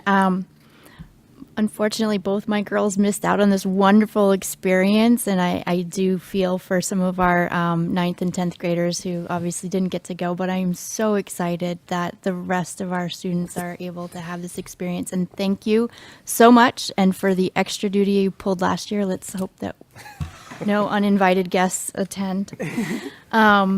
We have a motion, we have a second. If there's no more questions, I'll call the roll. Mayor Cahill? Well, yes, of course, yes, of course.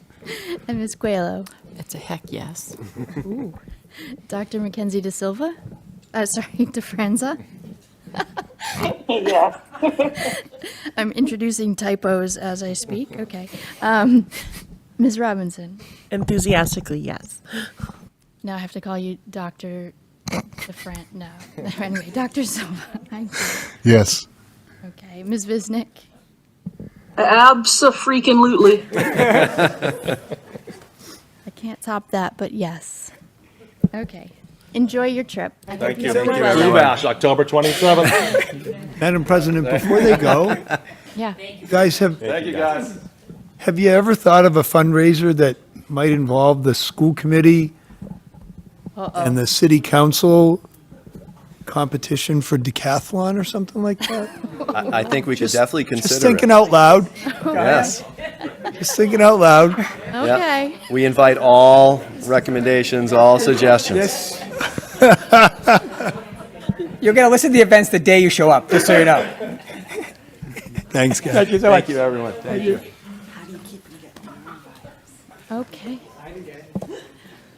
Well, thank you so much for joining us this evening, and I really appreciate the educators making the time to not only be here, but also to take those fabulous trips. So thank you so much.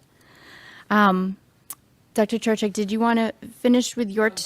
Well, it doesn't. I can return to mine. Okay. We will return to item number 7. The first item that we'll be looking at, item A, is our 2024 Spring School Committee meeting schedule. It was in your packet. Hopefully, people have had an opportunity to look at the dates. It's pretty consistent to what we've been doing with the stacked meetings. Is there a motion to approve? So moved. Thank you, Ms. Coelho. Is there a second? Second. Thank you, Dr. Silva.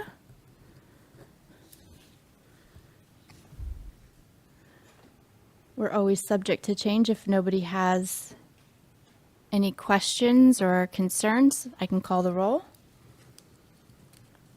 Mayor Cahill. Just a quick one. Was there much discussion about January 2nd? I remember some past organizational meetings taking place midday after the swearing-ins, whereas others have been in the evening. I suppose it could also be changed if there was a desire to do so and enough notice. Right. I don't know what the return to school is. I know that we changed it to accommodate our teachers who were not able to meet directly after the swearing in, but we do have the ability to amend this later, so I was going to say, just a question. we And- will all mark our calendars and consider that if we need to amend it closer to. Okay? And just one other thing, is there any interest in perhaps changing the time of our CISL meeting with the student meeting? So that CISL would take place from 6 to 7, the student meeting from 7 to 7:30. So, yeah, and then, Oh.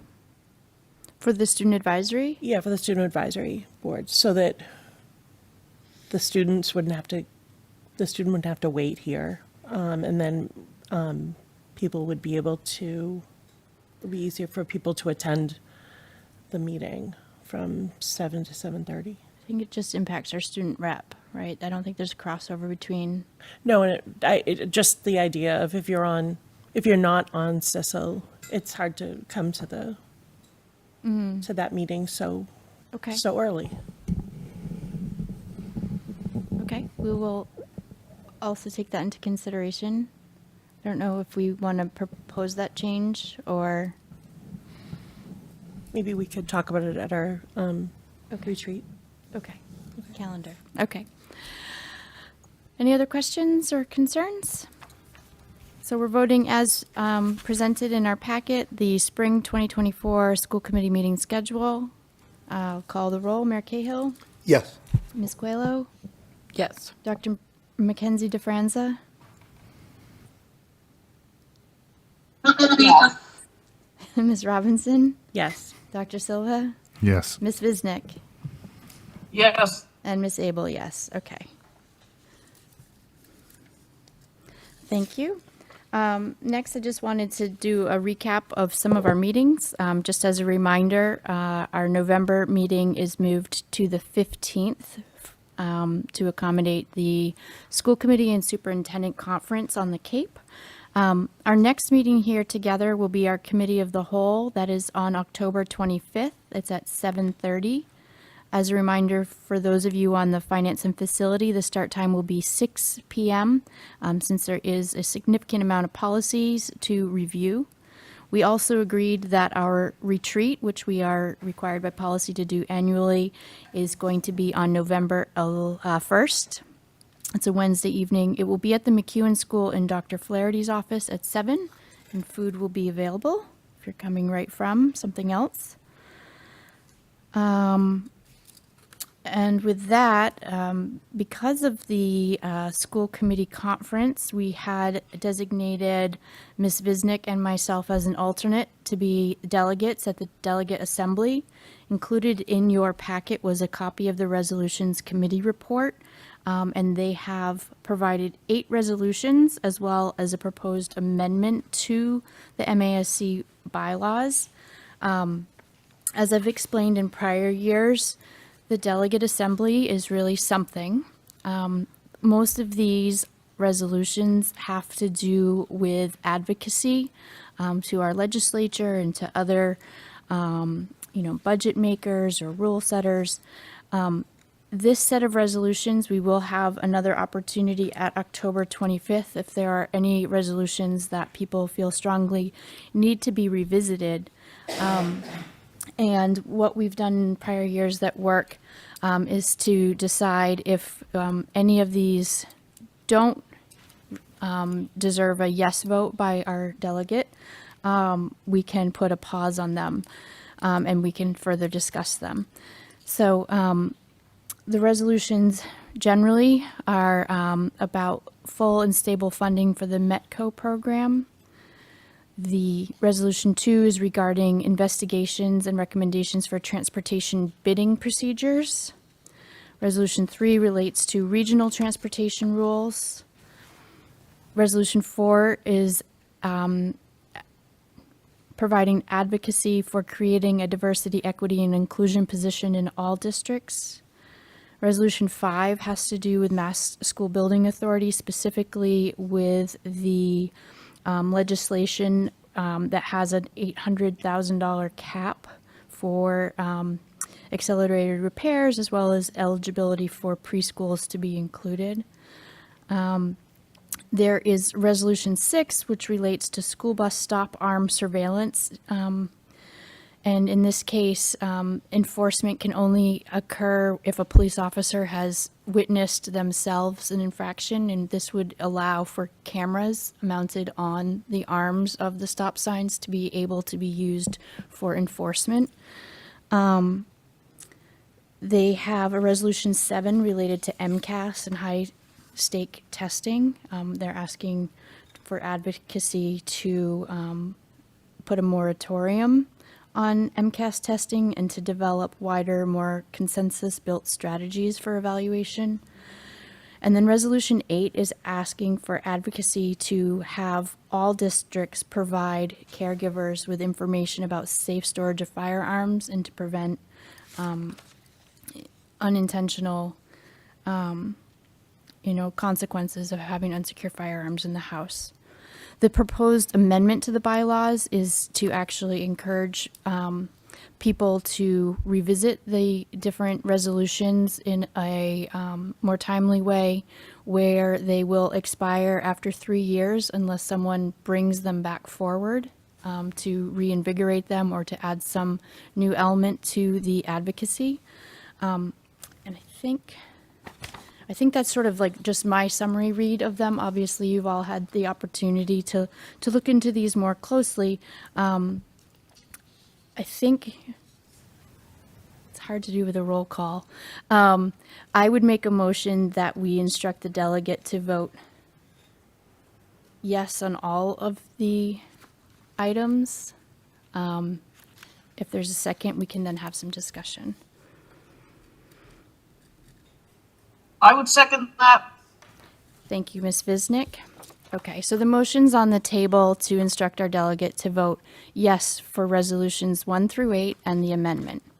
Are there any pins that we want to place for further discussion at our next meeting, or we can even have the discussion now since it's been posted? On this resolution 7, wanting to have further discussion at our next meeting on that. Related to MCAS, okay, and the moratorium and the consensus bill, okay? Yes, my question would be with regard to the timing of the moratorium. Okay.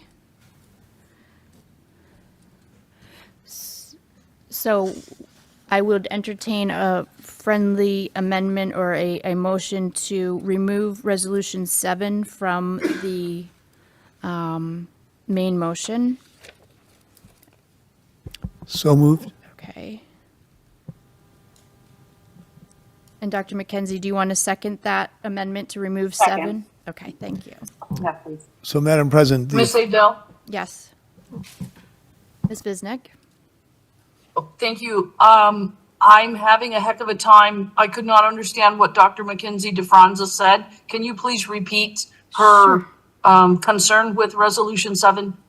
She mentioned she has concern with the timing of the moratorium, and she would like us to remove Resolution 7 from the blanket approval to vote yes. So we're going to put a pin in that one and remove it from the main motion. The main motion will now be for Resolutions 1 through 6 and 8 and the amendment to the bylaws.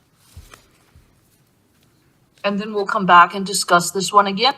We can discuss it tonight, or we can discuss it on the 25th. Fantastic, thank you. Were there any other resolutions that we wanted to pull out of the blanket approval? Okay, the motion as amended is to instruct our delegate, either Ms. Visnick or myself, at the committee to vote in the affirmative, vote yes on the resolutions 1 through 6 and number 8, as well as the bylaw change to make the timing of these resolutions effective for 3 years unless they are brought up again by another district. We all clear on the vote? Ready to vote? Calling the roll, Mayor Cahill? Yes. Ms. Puelo? Yes. Dr. Mackenzie DeFranza? Yes. Ms. Robinson? Yes. Dr. Silva? Yes. Ms. Visnick? Yes. And Ms. Abel, yes. Okay. With regard to Resolution 7, do we want to have a discussion this evening, or do we want to have more time so that we can have a discussion on the 25th at our Committee of the Whole? I'd like more time. Seems reasonable. Possible. Sure, seems reasonable. I will move that to our Committee of the Whole agenda on the 25th. Thank you so much. I believe that's all I intended to cover. Just a reminder again for the dates, 25th, November 1st, and then November 15th. Thank you.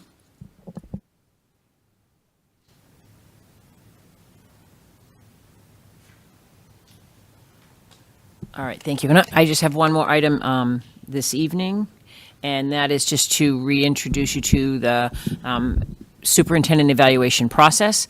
Every time at this year, we have entered into it. I have shared these slides with you before. I'll go quickly through these, but if you have questions or anything, you can always follow up with me. Looking to put together the same process that we have in the past. So you will be shared on Friday. I hope to share out by the end of the day on Friday a folder that will have in it a copy of an evaluation scoring sheet. You take that sheet, rename it with your name, and that's the sheet that you can put your score and your information that you will submit. That's your individual input. If you, as we have in the past, all of that information is forwarded to Donna, and then she consolidates it together so that you have a consolidated evaluation. And that is the process that I believe we've been doing since Dorothy Pressa had come and walked everyone through it. So if you're, I think everyone did this last year. I don't think this is new for anyone. So I'll go quickly so that we don't.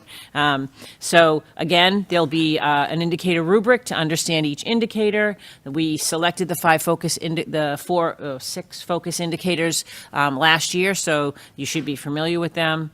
There are documents outlining the goals. There'll be a comprehensive sheet that tells you more details about the action steps and benchmark outcomes, and then on the scoring sheet, there'll be a summary of each goal. You'll have an opportunity to review the evidence. There'll be evidence folders that you'll have access to inside each one. They'll be labeled whether it's evidence for a goal or evidence for an indicator, and then in those evidence will be stored within the links. If by chance, I work very hard to make sure the links are all accessible to you, but if by chance something is something you can't open and you need to give me a call and ask about it, I'm happy to help you. I am going to try to streamline the amount of evidence that I send, largely because a good deal of it is stuff that you already see through the meetings. But I really urge anyone, if you have more questions about any particular indicator or goal, or you want to come in and talk with me about anything, I'm happy to do that with you. So feel free to reach out to me if you have any questions. You'll complete that feedback form, providing a rating for the goal and for each indicator. You don't have to rate every indicator. I've highlighted on the sheet the ones that are going to be taken into consideration. There is a place for comments on each standard area, and you'll submit that to Donna. You send your copy only to Donna, and she will put them all together, and we'll meet it will be on the agenda for Wednesday, October 25th, for us to have a public meeting on the evaluation. So final note, again, I'm trying to select the really most relevant pieces that I can for each goal or indicator. And each thing that you'll see is probably something you've already seen. Largely, I use the data, for example, if I were going to be doing this year's, my City Connects meeting that you just had would be a large piece of evidence on one of the goals or on one of the indicators. So most of the things are things that have already been introduced in one or more of our meetings. But I do like to include some of the things that happen at building level or that you haven't seen. So some of it is more just because I'm so proud of everything that everybody does, and I like to fill the folders up with lots of great stuff. So feel free again, and again, thank you for the opportunity to lead this district. It's my pleasure. Quick question, you mentioned the end of the week, the evaluation sheet and evidence would be available to us. Yep. What is your timeline for getting the completed evaluations back? to So Ms. you'll get it on a Bergeron? Friday. I gave a full week till the following Friday. Full week, Right. okay. Yeah, so I think if you get it by the 20th, or technically even by the Sunday night of, because you have if you need the weekend, you can get it in by Sunday night. But Donna will need Monday and Tuesday to kind of compile and put all of that together. Okay. So I said the 20th, but I guess I'm hedging and now saying you got till the 22nd. That's the Sunday night if you wanted to use the weekend. But we'll need it for our packets for the 25th. 20th. The mayor says the 20th. We're Yes. good. When you call him on the 21st, you'll know. Deadline, yes, 20th, okay. And thank you, Ms. Bergeron, for the hero's effort of compiling 7 different. And that's all I have sets for of tonight. Notes, thanks. Okay, we're going to switch now to our committee reports. Ms. Visnick, are you able to run through yours, or do you want me to run through? You have, it looks like, 4 different items that need a vote from the whole committee? I do. I was going to give a readout, and so I will try to do my readout. I'm on a little shaky internet in and out here. So if you lose me, then yes, I would appreciate if you would call my votes for me. Okay. Okay, so FNF last met on September 27th. We heard from head of Building and Grounds about the summer work that was done, including the new turf on the hill right outside where you all are meeting this evening, the BMS outdoor learning space, as well as the repairs to the building that happened due to the water damage. We were treated to pictures of the renovated Ayers cafeteria.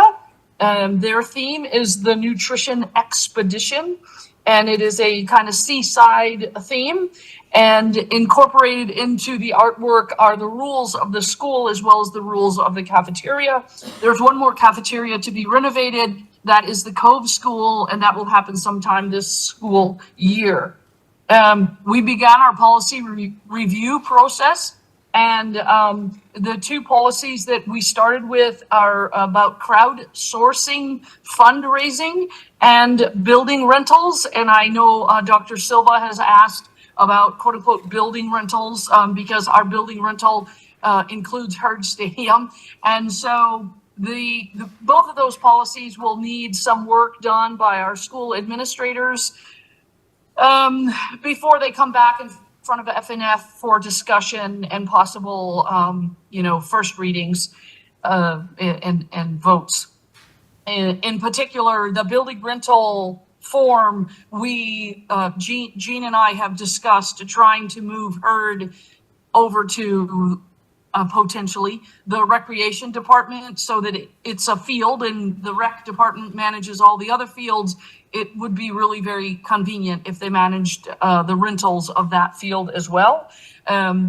So those discussions need to be scheduled and had. And then the other thing that has to happen is that our fees that we charge external entities no longer cover the cost of the maintenance personnel we have to put on duty to have the buildings open. So the fee structure needs to be looked at and adjusted. So there's a decent amount of work before we'll bring those policies back in front of our committee. Okay, so we're due to meet again on, you just said it, Ms. Abel, on Wednesday, October 25th at 6 p.m. That's an early start time because we will be looking at all of Section D of the policy manual. MASC has made significant changes in that area. Yeah, so almost every single policy has to be examined for what MASC thinks we should update our policies.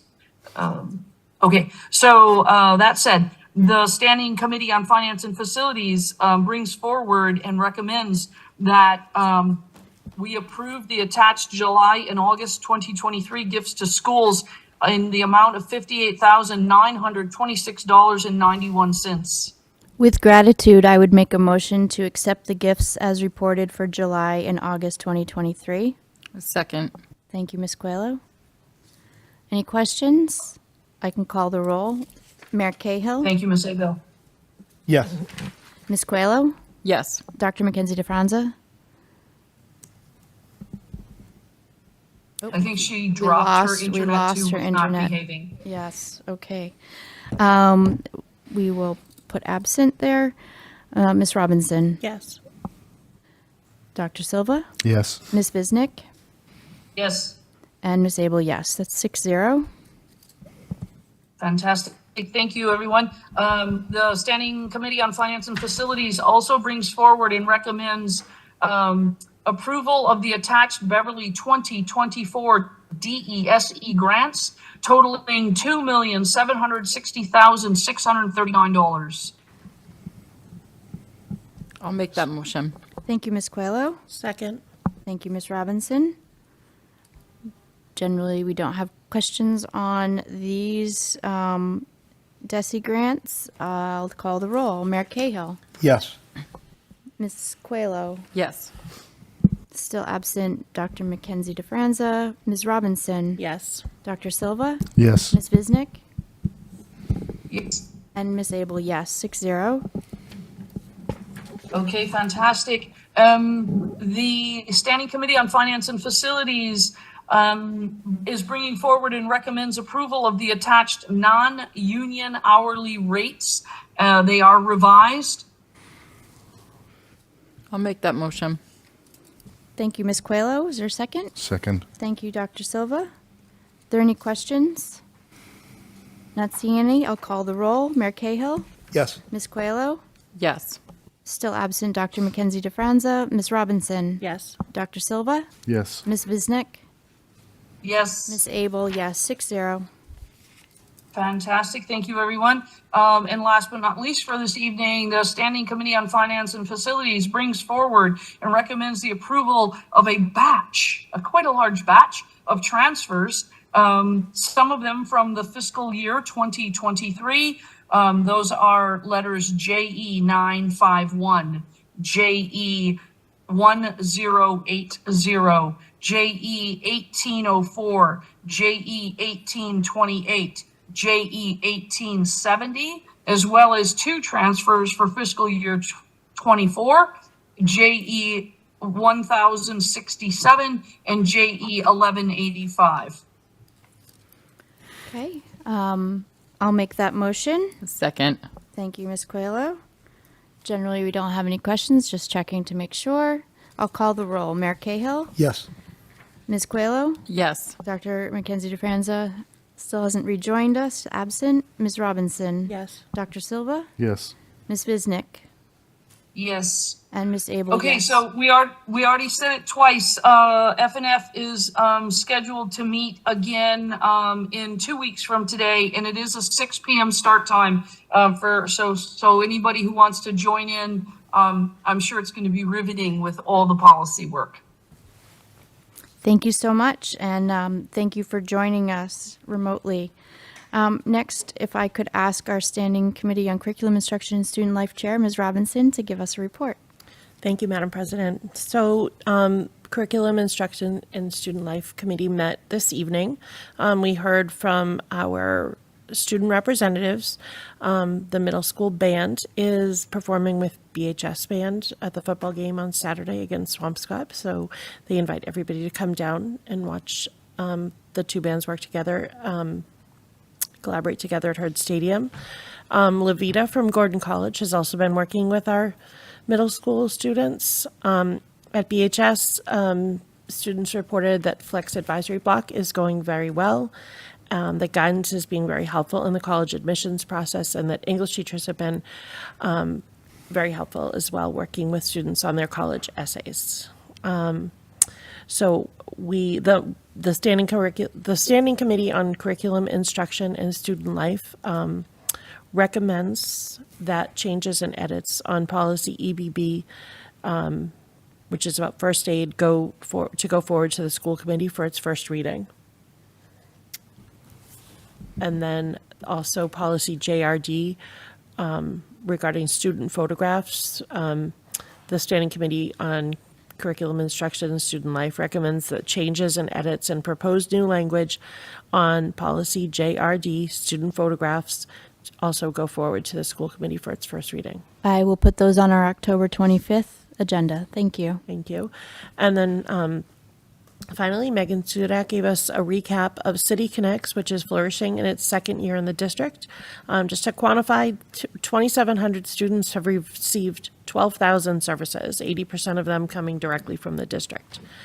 We heard from representatives from each level talk about the great success of the program at all 5 elementary schools, as well as the middle and high school, and especially noteworthy was the work of all City Connect staff, what they're doing with our English learners, tardiness issues, building resilience, and just plain getting to know kids better. So, and our next meeting is November 15th. Yes, thank you. Okay, and it looks like we have some unfinished business with our second readings from the subcommittee's recommendations before. So we saw at our committee of the whole for first reading IHBEA for English education. It's back to us for a second reading this evening. We would make a motion and have a formal roll call vote requiring 2/3 to approve the changes as they were outlined in our CISL meeting and brought forward at our last committee of the whole meeting.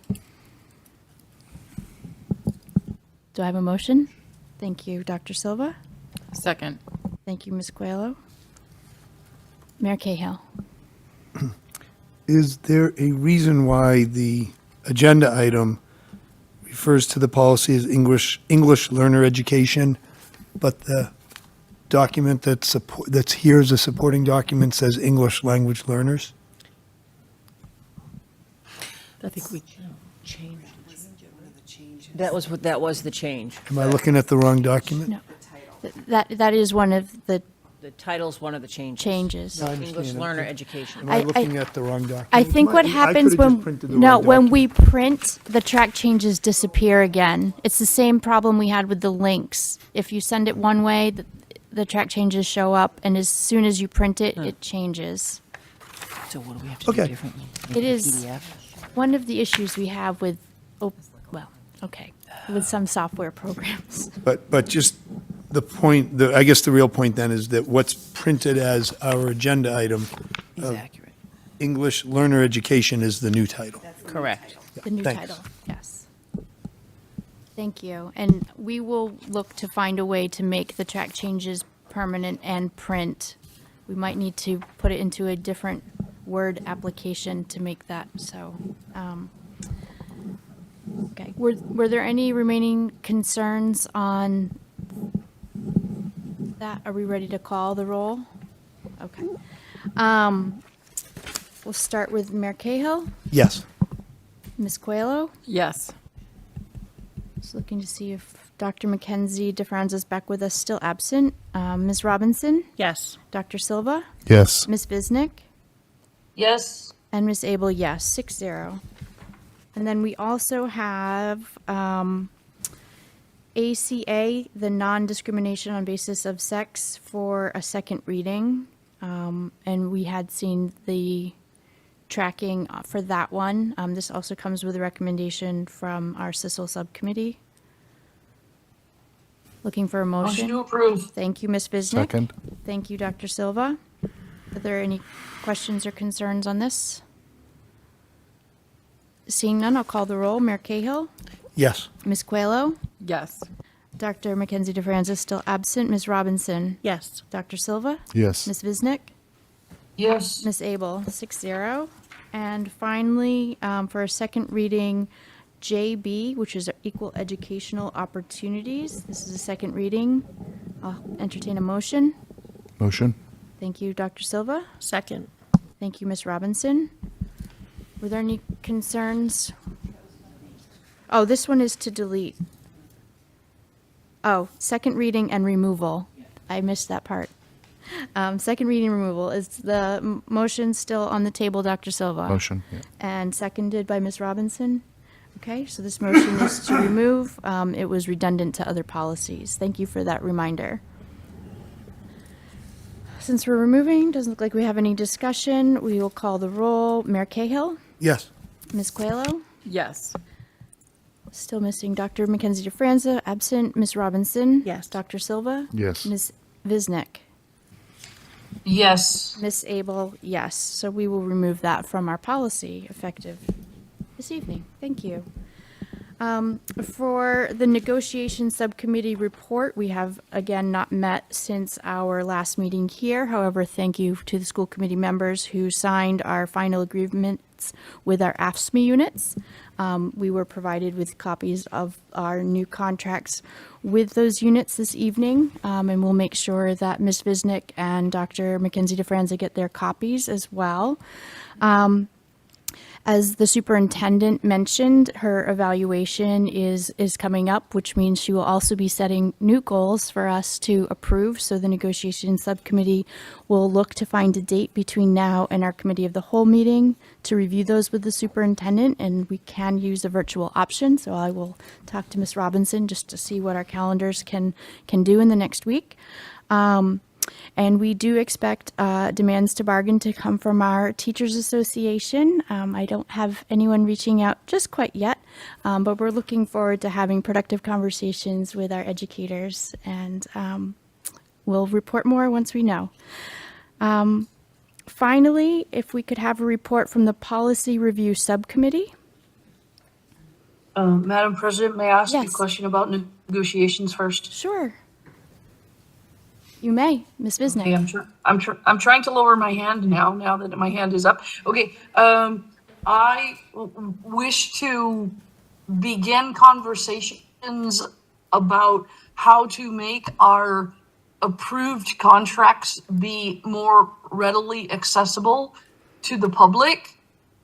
Because we don't, when in general, when we have a meeting and we approve our meeting minutes, then everything that was in our packet goes on to the website under our history of our meetings. However, that it does not hold true with the contracts. And so at some point in time, I would like that to be on an agenda for us to discuss and decide if we want it to be like every other thing that's in our packets. I'm not sure I'm describing that well. I apologize. Okay, I think Dr. Trocek has. Yep. Do you mind if I share my screen? Can you put your microphone on? Thank you. You may. Hi. Actually, I'm going to share my screen. It is, our contracts are all posted as separate buttons on the, in the Department of Human Resources on the website. So every. Well, and the new ones, we're waiting for signatures. We have to get. Well, we just got them. Yeah, we just got the signatures, but they'll all go up here. This is where They're all new. they're all new, are all up to date. Look So at that. you can access them right here. And Wow. if you want me to go back on the, so just so you know, they're under departments, under human resources, they're right there. All of the contracts are right there. Okay. Okay, so that's fantastic. I guess then maybe the issue is with our own meeting minutes that we, the school committee section where we talked about this and it was in our meeting minutes and it was in our packet. Maybe we somehow need a little pointer over to that other part of the web. Just, again, Miss Abel, you can put your IT brain on that. We can think about how to make it, this is one of those issues. I heard the mayor talk about it last night at his forum.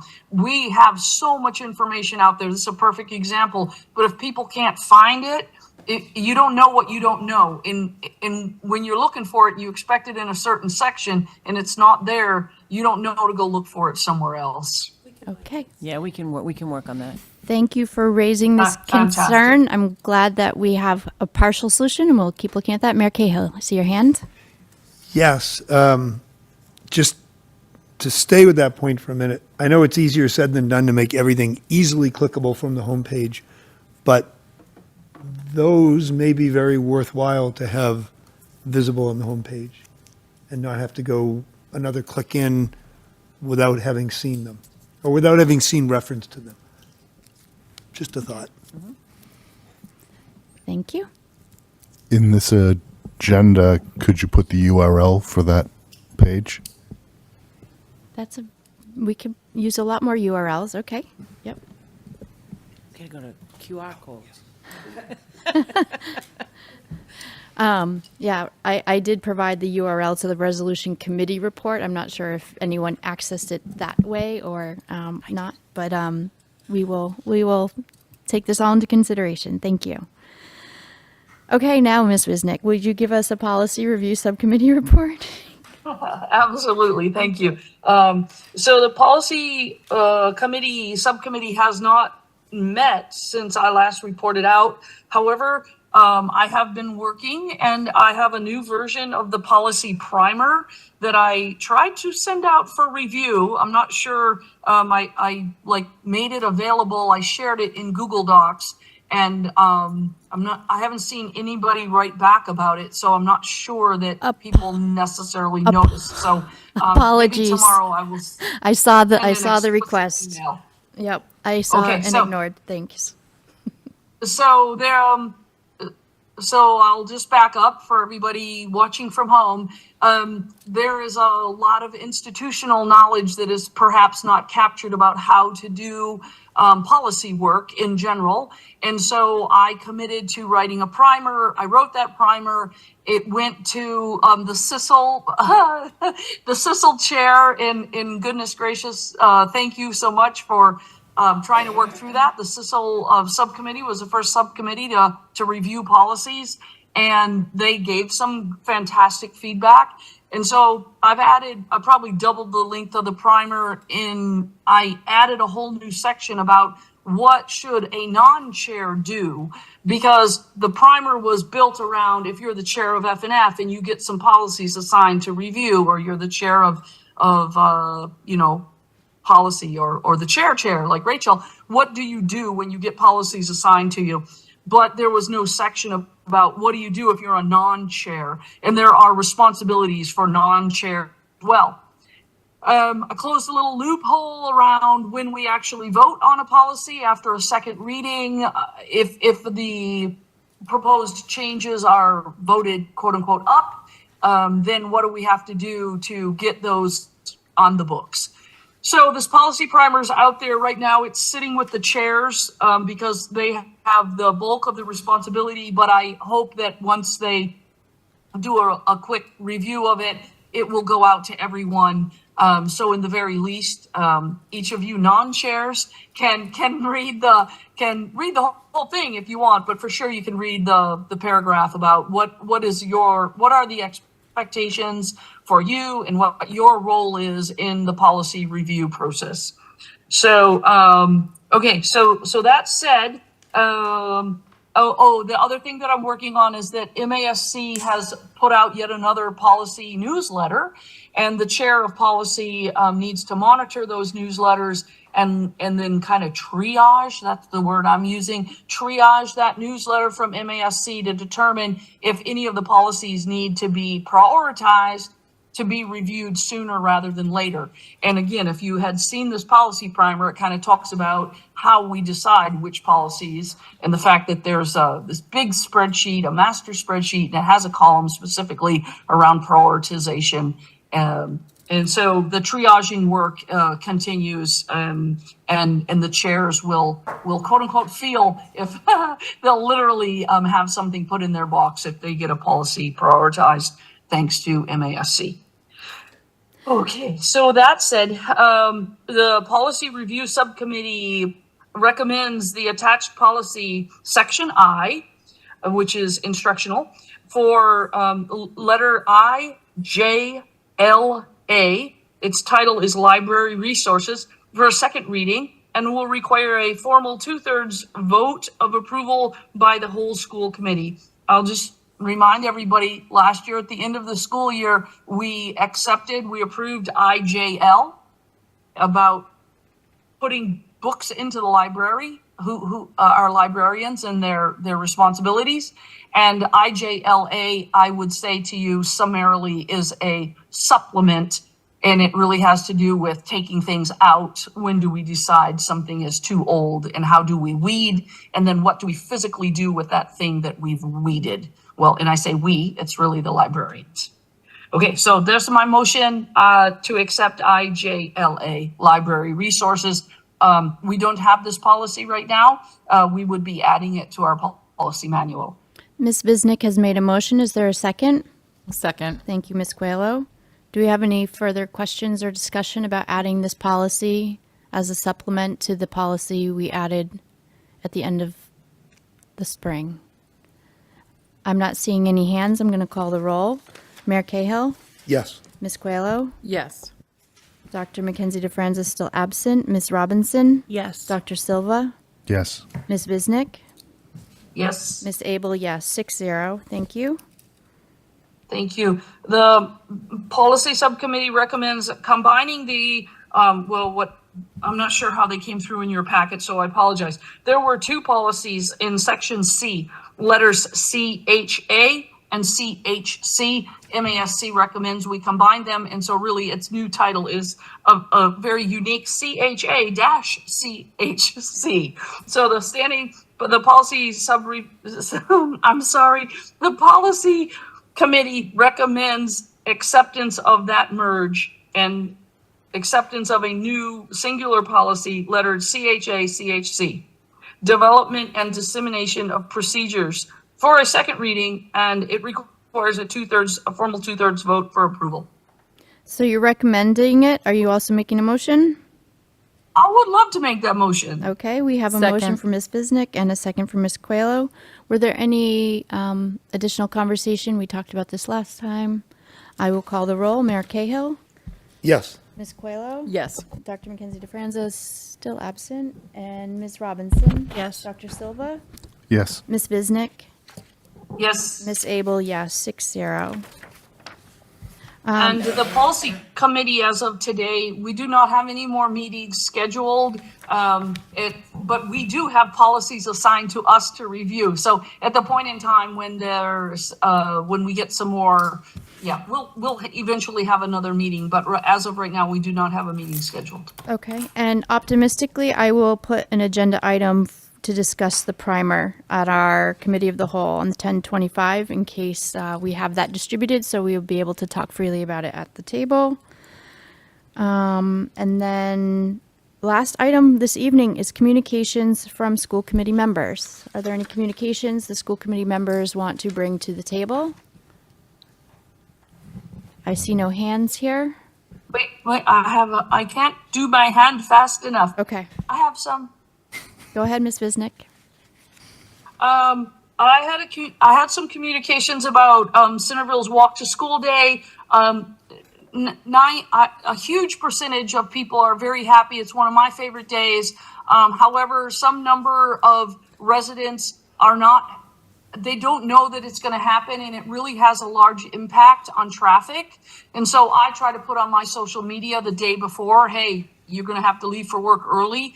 But I wonder if we could maybe do a reverse 911. And I do think it would have to be reverse 911 from the city, because if we use the school one, it would only go to the parents of students. And we need it to go to we need it to go to the families that don't have students, because those are the people who don't know that it's going to be Walk to School Day. Mayor Cahill? I would say, Mrs. Visnick, I like the idea, especially since the multiple schools are doing it the same day. It seems like an easy enough one to put out citywide. Okay, cool. Is the all next right, one and in then the I spring? heard from May 4th, usually.